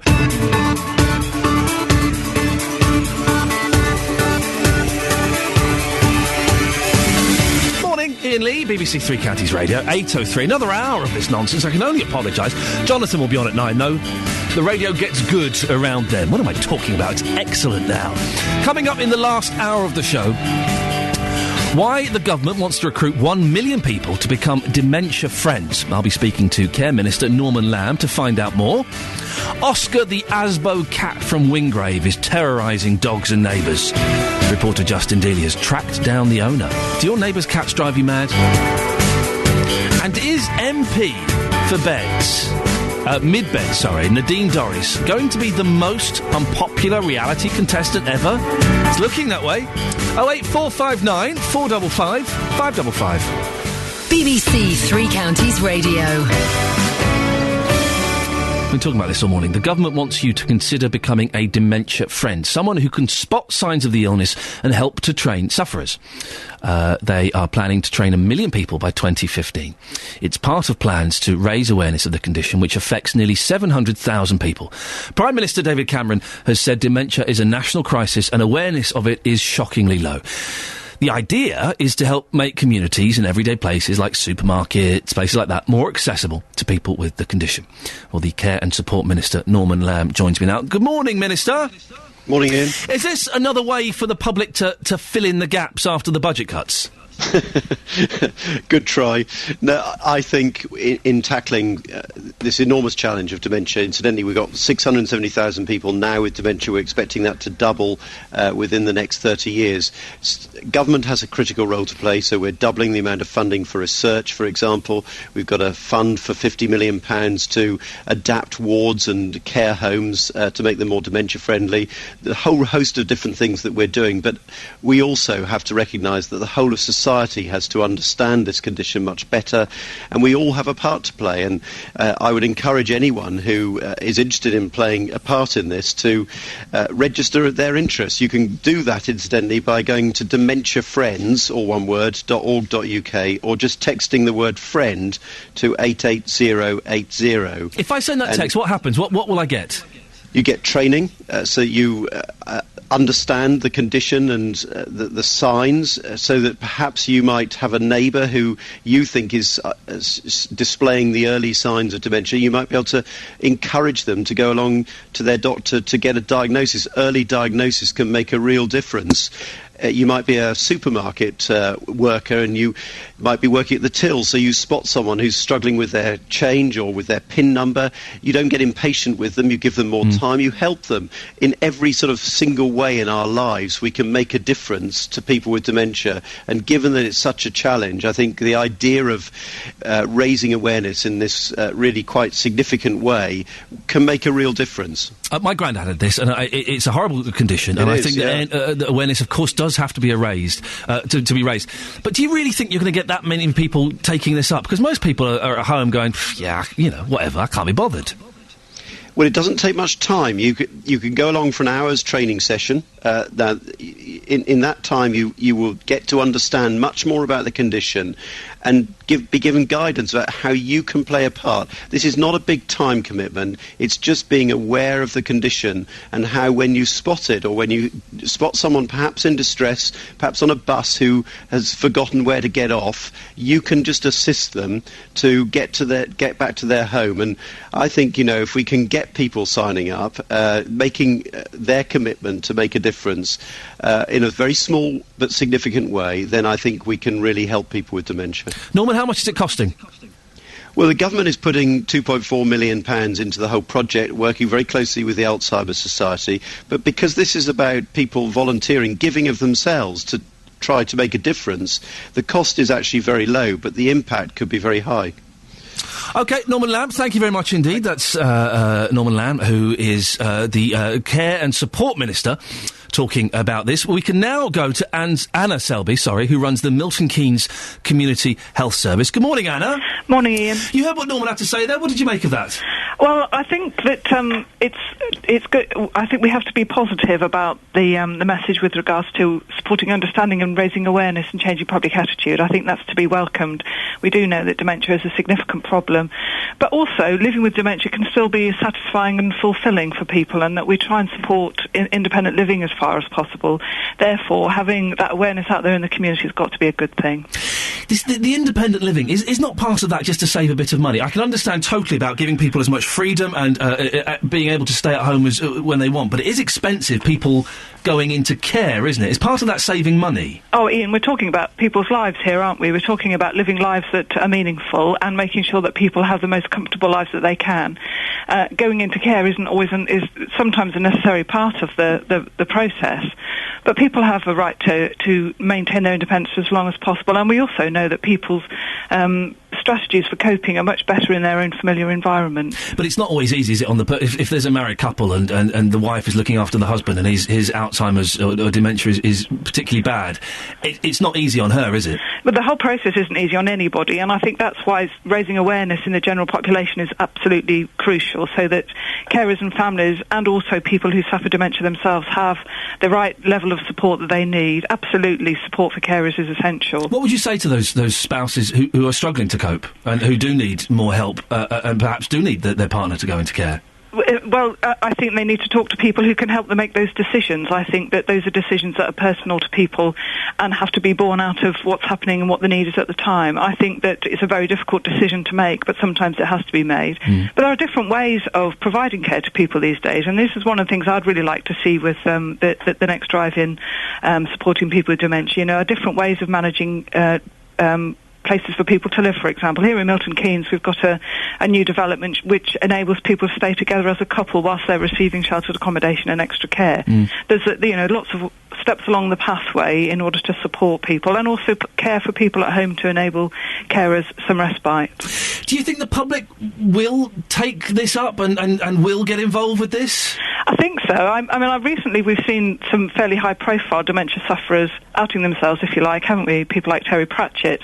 I think there's a much better awareness. I'd like to see, an ongoing awareness raising with regards to all types of mental health problems, but dementia particularly, I think the public are becoming more aware of.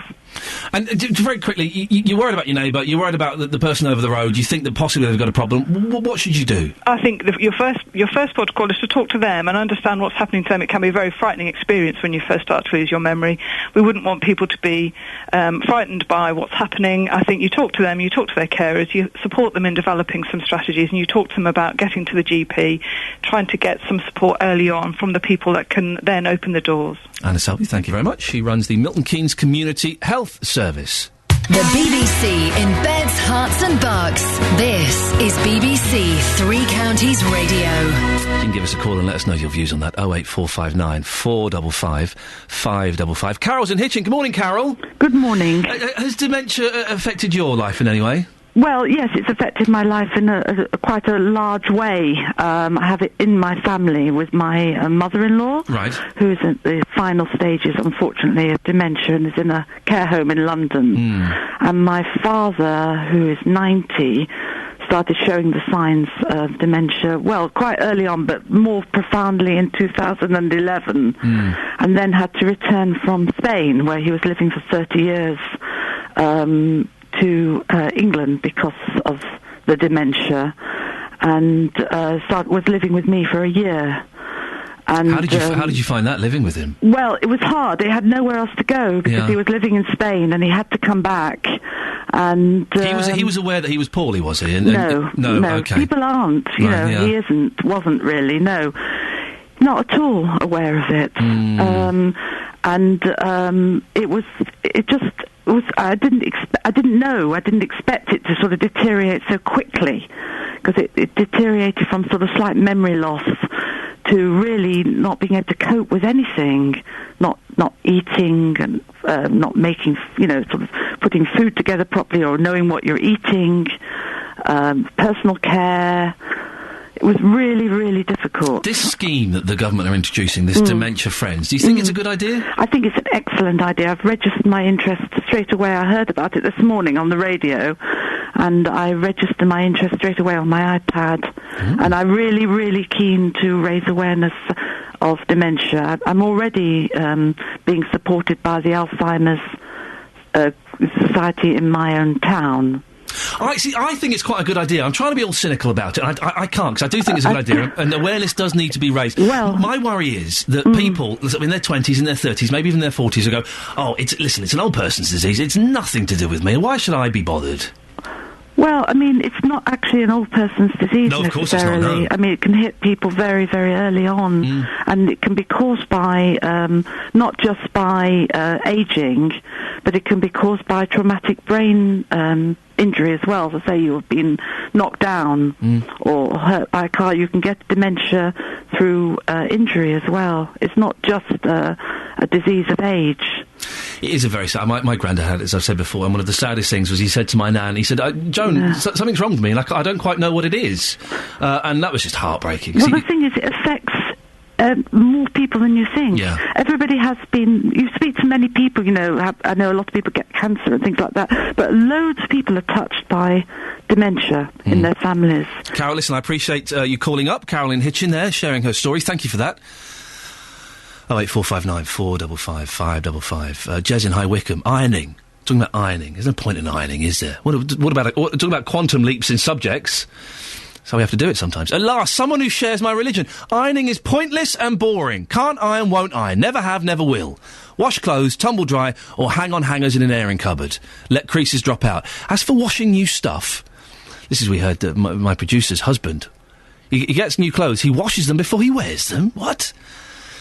Jez carries on. What's the point? Never have, though my wife insists on doing so. It's more common than we thought. Ian Flittick. I wash bedding when I first buy it because it always stinks of the shop, and I ain't sleeping with that smell. And Sue says on the email, we always wash our crockery and kitchen bits before use. Imagine taking a sip from a cup that someone has sneezed all over. Or body waste germs from those who handle things after visiting the toilet and not washing their hands. Of course you should wash these things. You're all weird. It's Jonathan Vernon Smith. Here I am. We're speaking a little bit stilted because we are being filmed for this bit. So normally, during the trail that we play there for Nick Coffer, Jonathan would be being libellous and slanderous about many of the celebrities that live in the Beds, Herts and Bucks areas. You would be. You'd be being very, very rude. It's true. About many well-known people. Yes. I can't even begin to say what their names are because we will get in trouble now. But because we're being filmed, you've been on bestest behaviour. I have, yes. Which is great. Yes, you won't find anything naughty slipping out of my lips. For goodness sakes, man. What? Listen, keep that filth for your show. By the way, you realise a week ago today we were bang bang shooting. Are you ready? Yeah. Here he comes. Move to him. Stay with him. Bang. Oh, look at it! Yes! That's you! I've trained a killer. Come on. You feeling good? You hit it? I'm feeling really butch. Really butch. I've still got my eye patch next to my bed. My bedside camera. Do you use it in the bedroom? Do you? No, I know. Let's role play. I'll be a pirate. I'm always impressed by those that do role play. Because at what point do you suggest? Hello, it's 19 minutes past 8 in the thank morning. you. I will stop there. Yeah. I meant with just games and stuff. Yeah. I'll stop there. Yes, please do, because I've got very serious phone in. Very serious. Okay, can you go into it? You ready? I'm hoping it's going to be informative as well. You know these PCC elections? No, what are they? Well, 1 week from today, we're being asked to vote on what will be the biggest shake-up of policing in the last 50 years. 15 candidates have put their names forward to be the police and crime commissioners for the Bedfordshire, Hertfordshire and Thames Valley forces. PCCs, if you're interested, will have the power to set police force priorities, oversee its budget, as well as hire and fire the chief constable. Blimey. You're not glazing over yet, are you?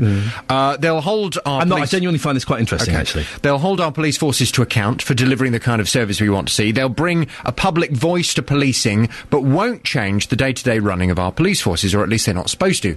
Well, from 9 this morning, And look, there've been loads of programmes on telling people about the differences between what we've got now and these new elected people. Yeah. To be honest, it's all a bit complicated. And, you know, we could go on and on about it, but whether or not people have a view, I don't know. From 9... what I want us to do, let's give these candidates some ideas. I want to know from you, I'm laughing at that. Sorry. What could the police do better where you live? These candidates are all going to be, one of them, in Bedfordshire, Hertfordshire and in Thames Valley. They are going to be elected to be, in effect, in charge of our police forces. Yeah, okay. So what do we want them to get our police to do better? Just kind of... 08459 speed up a little bit. 455 555. From 9, I want your views. If you've been a victim of crime, okay. if you are a retired police officer, like we're living your show in real time. I want your view. What could the police do better where you live? It just feels like you were doing your whole show. You've got 3 hours to do this at 9. So just look. I've got a tough phone now. I won't lie to you. This is going to be a tough one today. I need some help. Thanks, you've just helped. I just the whole time you were doing that, I was imagining you dressed up as a pirate. Make me walk the plank, sir. Thank you, Jonathan. You can leave now. Oh, God. There we go. Always worth a listen. Jonathan Vernon-Smith, he will be on at 9 o'clock. And thanks to a member of my team for filming that complete and utter nonsense. Across beds, hearts and bucks, this is Iain Lee on BBC Three Counties Radio. Now, we've been speaking about this morning. An abortion clinic in Milton Keynes says protesters have been intimidating and causing distress to women using the service. The 40 Days for Life group organised the 40-day protest at the British Pregnancy Advice Service Clinic in Milton Keynes. Earlier on, I spoke to Claire Murphy from BPAS and the organiser of the campaign outside the clinic, Andy Burton. I've got a client comment form in front of me. So this is a comment a woman has written down after having to make her way past these people. And she says, I found their presence intimidating, their signs degrading, and their attitudes draconian. No woman, regardless of their age or reason for attending this clinic, should have to put up with them being there. And I think basically that kind of pretty much encapsulates how many women felt about having to make their way past these people. Andy, you were intimidating women. Yeah, I find it very funny that Claire says that that's a general feeling when she only had one response.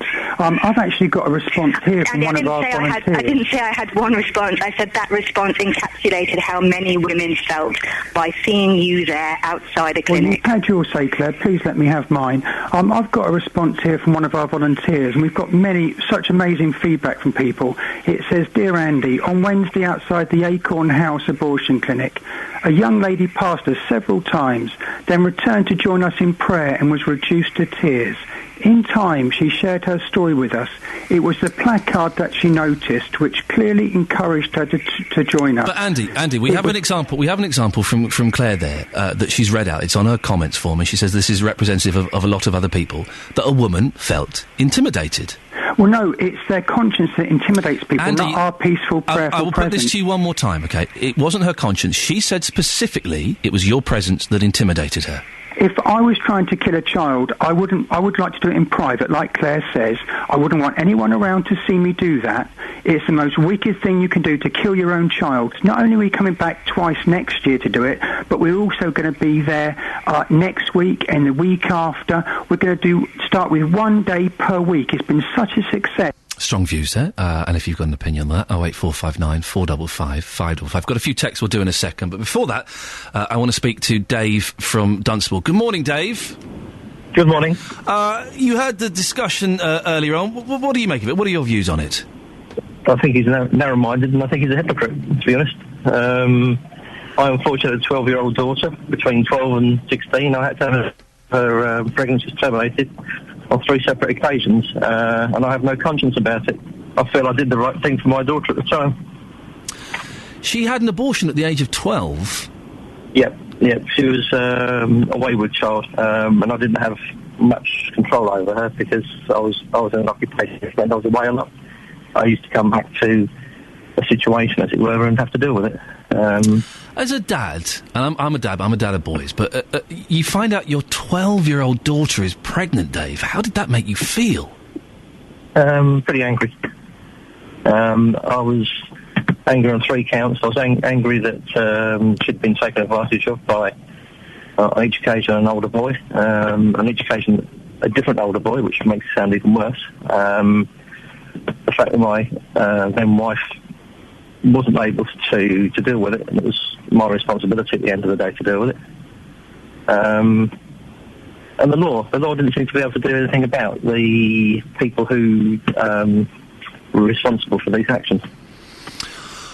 Can I speak freely, Dave? Can I put forward an opinion that I don't necessarily have, but some people might have?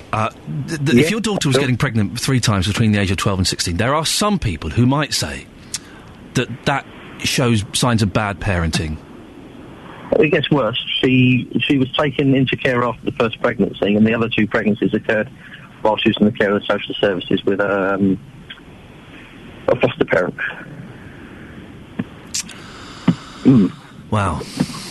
And having an abortion, it's not an easy thing. Physically, it is very demanding on the woman, or in your case, the girl that has it done. Were you not worried that there might be after There is effects? a long-term problem. Well, there is an after effect. There is a long-term problem. She now is, I think, the description is barren. She can't have children, but because of her state of mind, which started back then and is still present now, she wouldn't make a good parent in any case. How old is she now, Dave? 32.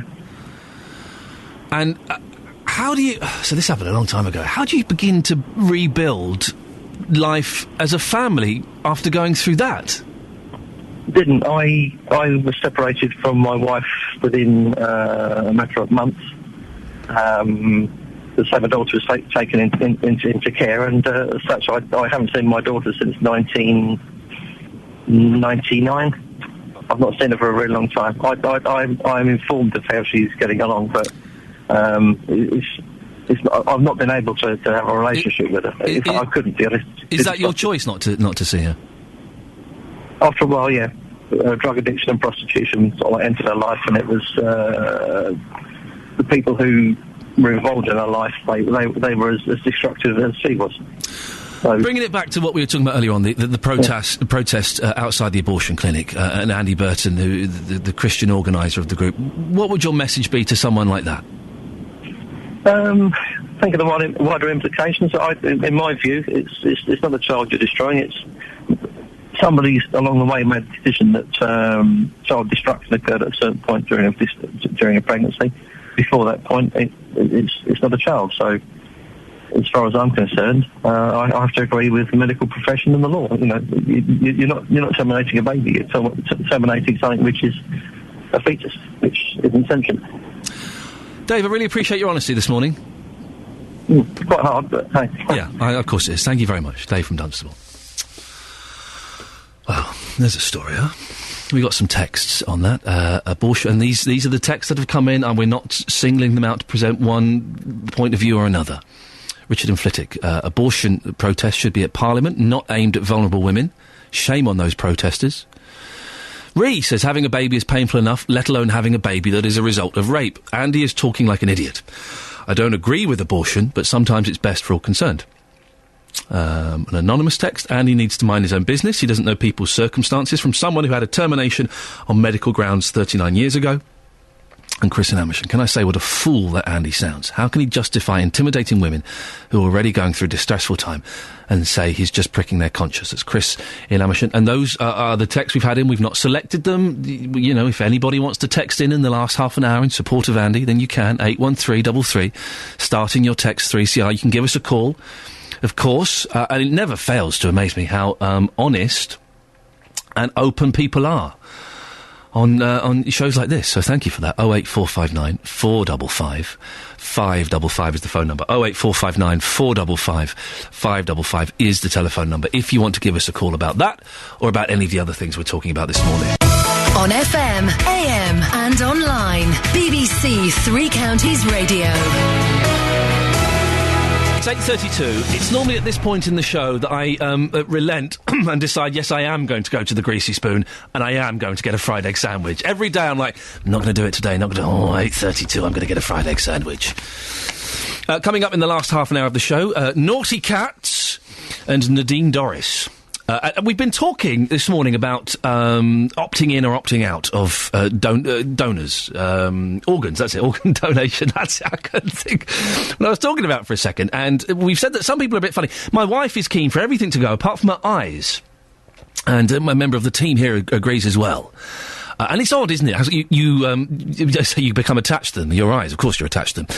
But Emma J. Austin has tweeted me, Ian, I only have the sight I have due to donated corneas. I urge people to donate eyes. Isn't that incredible? Isn't it incredible? You know, and I only found out recently that you can donate eyes. You know, the eyes can be used, and there's a perfect example of exactly what can be achieved through donation. So thank you for that, Emma. Now, a naughty cat has been terrorising neighbours and dogs in Wingrave. It's more than naughty. It's blooming vicious, this thing. Oscar is a Turkish van, which has been nicknamed Asbo Cat. Well, we've sent our BBC Three Counties cat correspondent, Justin Dealey, out, and he's managed to track the owner, Caroline Hughes. Caroline, it's got to be said, everyone in the village is talking about Oscar, your cat, hearing all sorts of reports. Can you confirm, has he actually attacked a human being? Forget about chickens and dogs. Has he attacked a human being before? Well, I understand that when he was in Tom's house, Tom basically tried to get rid of him out of the house, and Oscar, I think, was quite scared and bit him and scratched him quite badly. And that is the only incident that I'm aware of that Oscar's actually physically attacked anybody. So this is Tom, your neighbour? This is Tom, my neighbour, yeah. And was he in hospital for a week? I understand so. I don't know the details. That's what I was told, but okay. Yeah. Well, Oscar's now back. He's been away for 3 weeks or so. Just how pleased are you to get him back? Well, I'm incredibly pleased. I mean, when he went missing, it was just really the worst couple of weeks. I think with any cat owner, when your cat disappears, you have absolutely no idea where they are and you've no idea what's happened to them, particularly as I knew that Oscar was a bit of a problem to some people in the village. I was a little bit worried about that. But the village, I have to say, were fantastic. There was quite a lot of people who came out and helped me to search for Oscar and out in the fields and looking for him just in case he'd been caught by a fox or anything like that. So it's really not been quite as bad as it's been made out, and a lot of people in the village do really love Oscar quite a lot. OK, you've got 3 cats here, 3 of them practically identical. They're all under house arrest. You can't let them out. Tell us why. Well, there's just a little bit too much publicity, and, you know, Oscar's been painted as the lion of Wingrave, and as a vicious animal that's out there basically attacking children and dogs, which is absolutely not true, and as a result of that, I really worry about his safety. The other 2 cats, because they're very similar, they could easily be mistaken for Oscar, so all 3 cats have to be in the house. But in saying that, he has attacked a human being. You, as the owner, you mustn't feel great about that, surely? Oh, absolutely not. And I knew that Oscar was causing a bit of a problem, but he was encouraged into that house for a period of time before he was then evicted from the house. And so I can imagine, you know, you can't really encourage a cat into the house and then expect them to suddenly leave when it suits you, because cats are creatures of habit. So, but absolutely mortified that he hurt Tom, if that did happen. And certainly have been doing everything I can to try to minimise the effects of Oscar while he's been out and about, including helping to install a cat flap into that house which reads the microchips, and also trying to limit the hours that Oscar's outside. Unfortunately, that all doesn't seem to really have worked, so I'm now looking at moving house to a garden where I can secure properly. And so you've had enough. You're moving away because of this cat situation. It's got that bad. It's been going on for that long. You're simply moving away. You can't take it anymore. It's not so much that I think it's got so bad. It's more that I'm worried about him, and I'm constantly worried about what the cats are doing, which means you can't really leave them for any length of time. You can't really go away for the weekend. So I want to be in an environment where I can make sure I know where he is and what he's up to. He'll have a very nice life, because a nice big garden somewhere where we'll build him lots of nice things to climb on, and he'll have a good life, because I don't believe in indoor cats. You've heard some of the reaction this morning. You're saying to me these people are jumping on the bandwagon looking for their 5 minutes of fame. We're hearing that some people in the village have got water pistols and other weapons as well. What is your message to them this morning? If your cat does escape, and you have got 3 identical cats here, they may think it's Oscar, and they come face to face with him, they may be thinking about harming him. What is your message to them? And be brutally honest. Oh, you know what? He's a cat, and he just happens to be the king cat in the area. And if it's not going to be him, it'll be another cat when he leaves. So, you know, at the end of the day, he is an animal, and he's a pet, and he's very much loved, not just by me, but by the whole family and lots of other people in the village. If you see him, he's not vicious, but if you do try and handle him roughly, he's not used to that, so he might scratch you, but you can expect that with any cat when you pick them up. Just be nice to Oscar, and he'll be nice to you, and if he really is causing you a problem, then, I invite any of my neighbours just to give me a call and I'll come and get him. I work from home most of the time, so all they need to do is pick up the phone and I will come and bring him back in. Well, if you want to see pictures of the cat, go to facebook.com/BBC3CR. Well, Justin has been in Wingrave all morning. You've moved out a little bit now, Justin. Well, tell us more about this cat. Oh, Justin, where are you? Justin has gone. We've lost Justin Dealey, unfortunately. We'll try and get him back. In the meantime, though, we can speak to Dr. June McNicholas, who's a pet psychologist, and joins me now. Good morning, Doctor. Good morning. What can be done with an aggressive cat?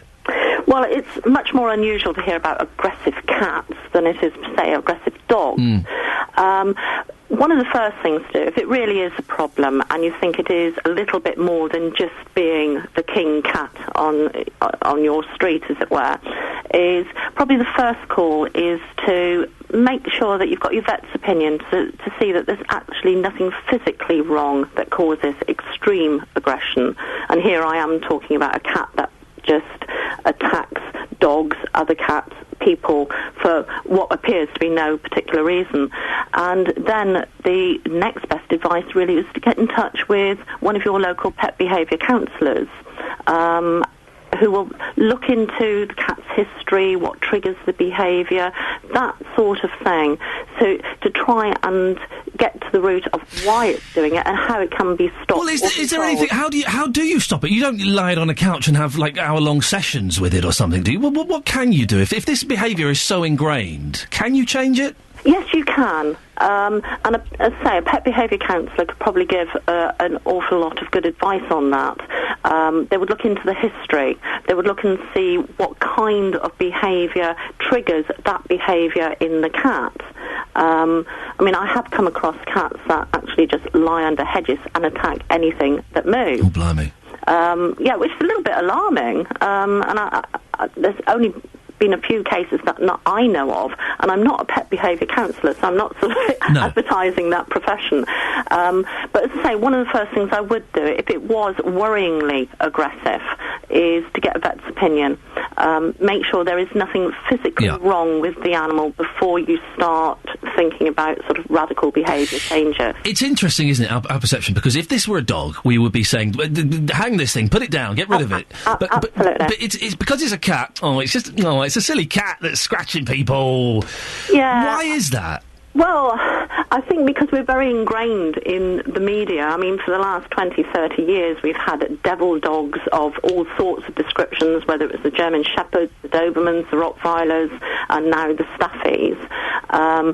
And, of course, dogs can inflict a great deal of damage, but it shouldn't. Aggression can affect any species of animal. One of my colleagues is actually quite experienced in aggressive rabbits. Excuse me? Yes.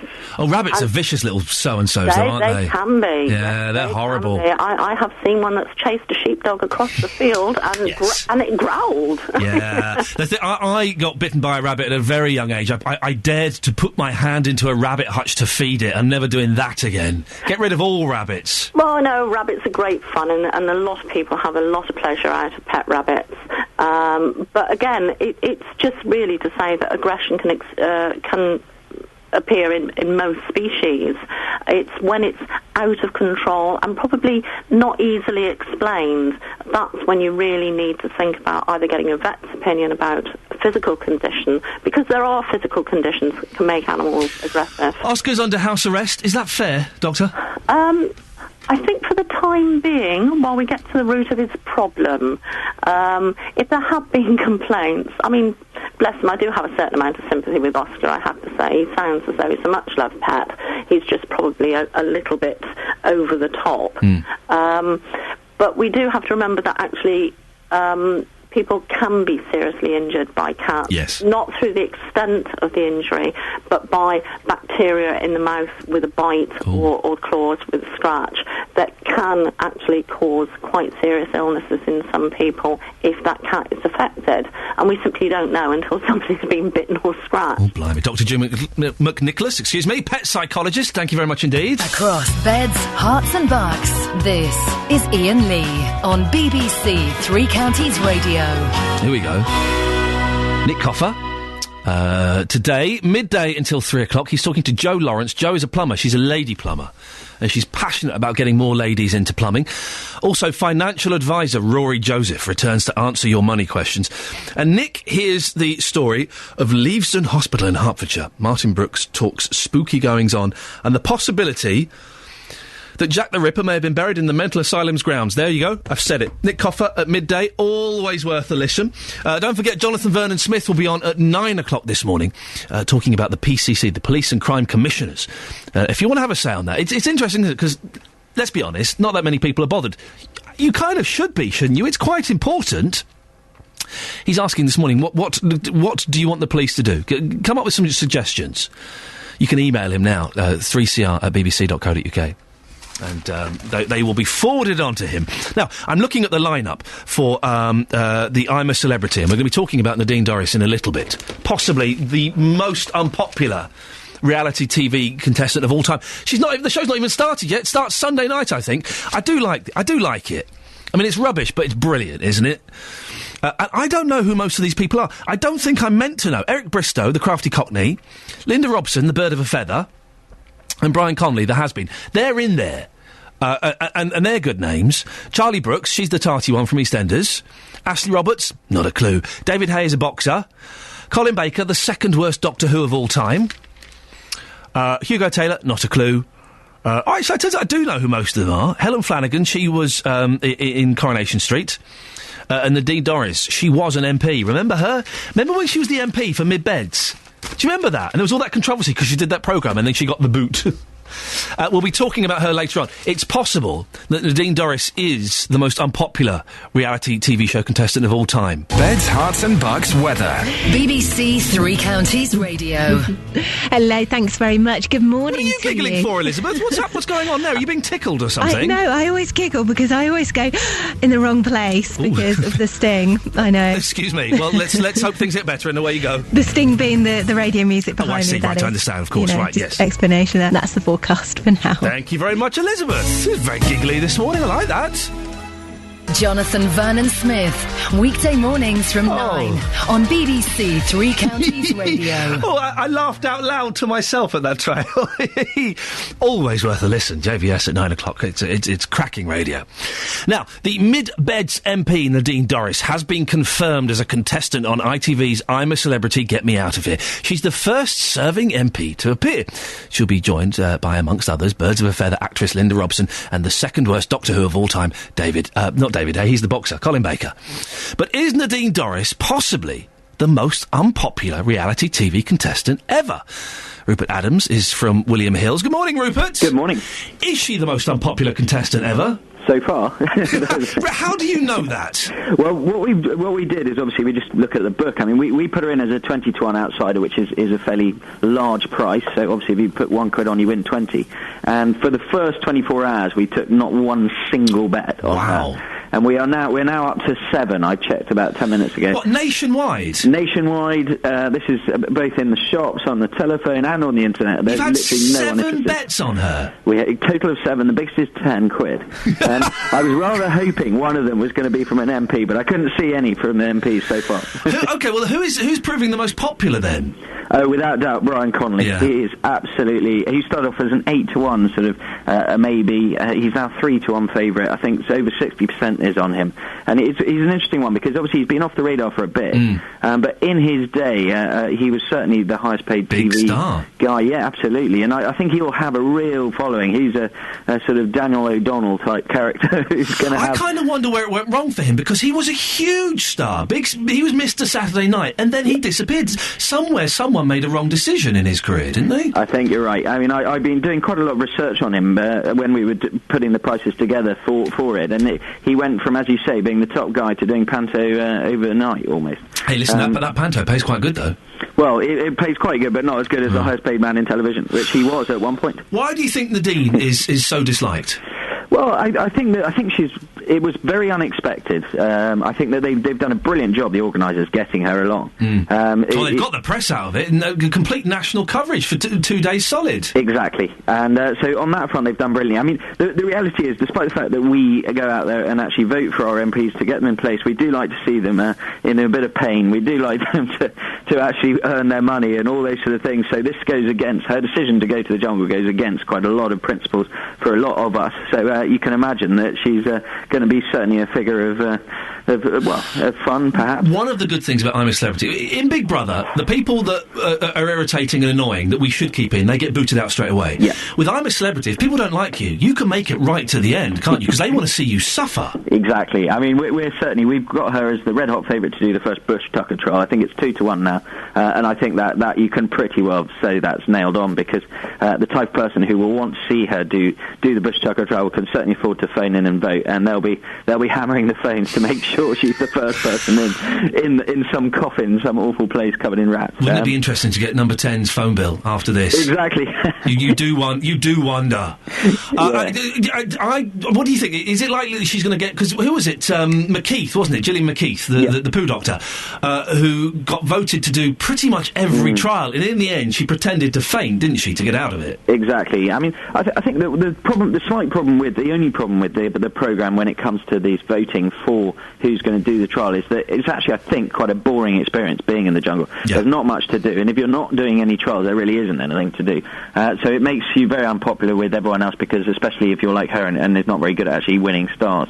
So I think you'll find that hopefully we won't get fixated with making sure she does every single one, because it does kind of ruin the programme. But Jordan, certainly, we found with her, she was there every single one. They couldn't resist the public of forcing her to do one every time, and she was pretty pathetic too. And finally, Rupert, what do you think of the lineup this year?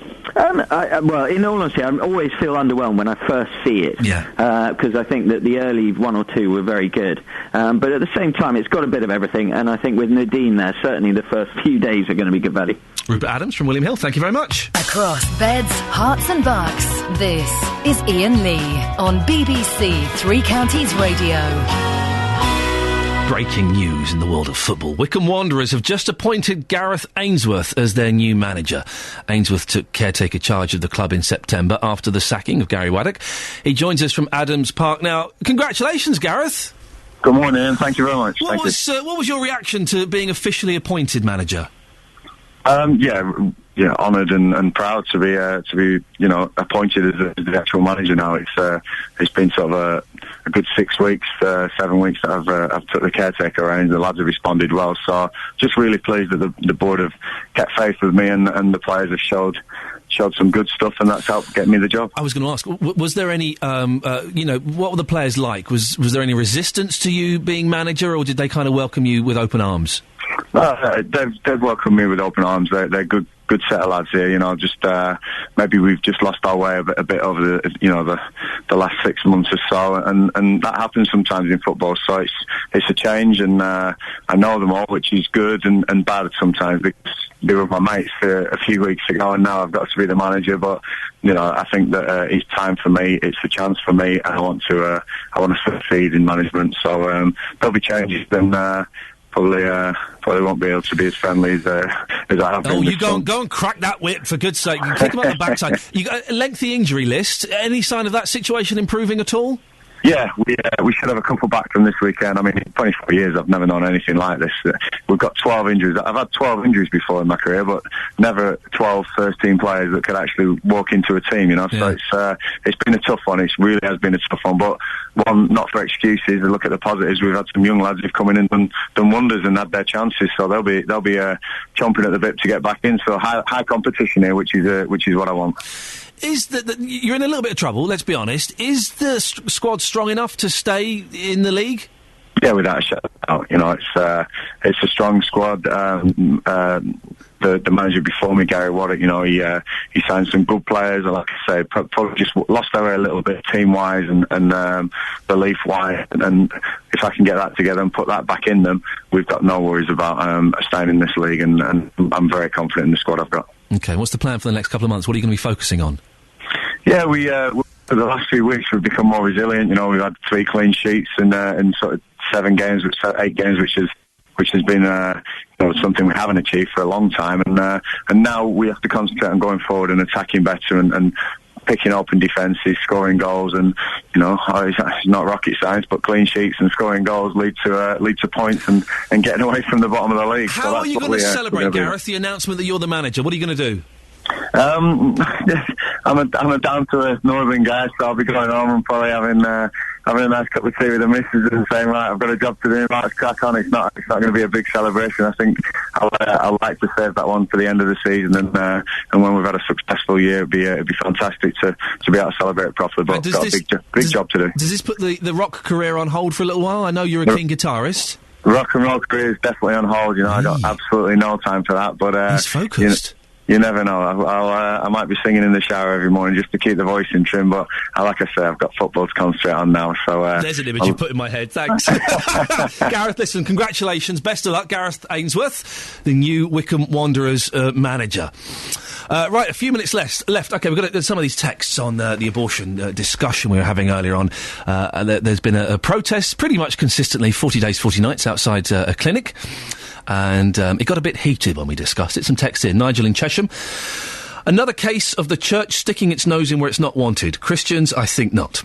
And I'm just reading these out as these come.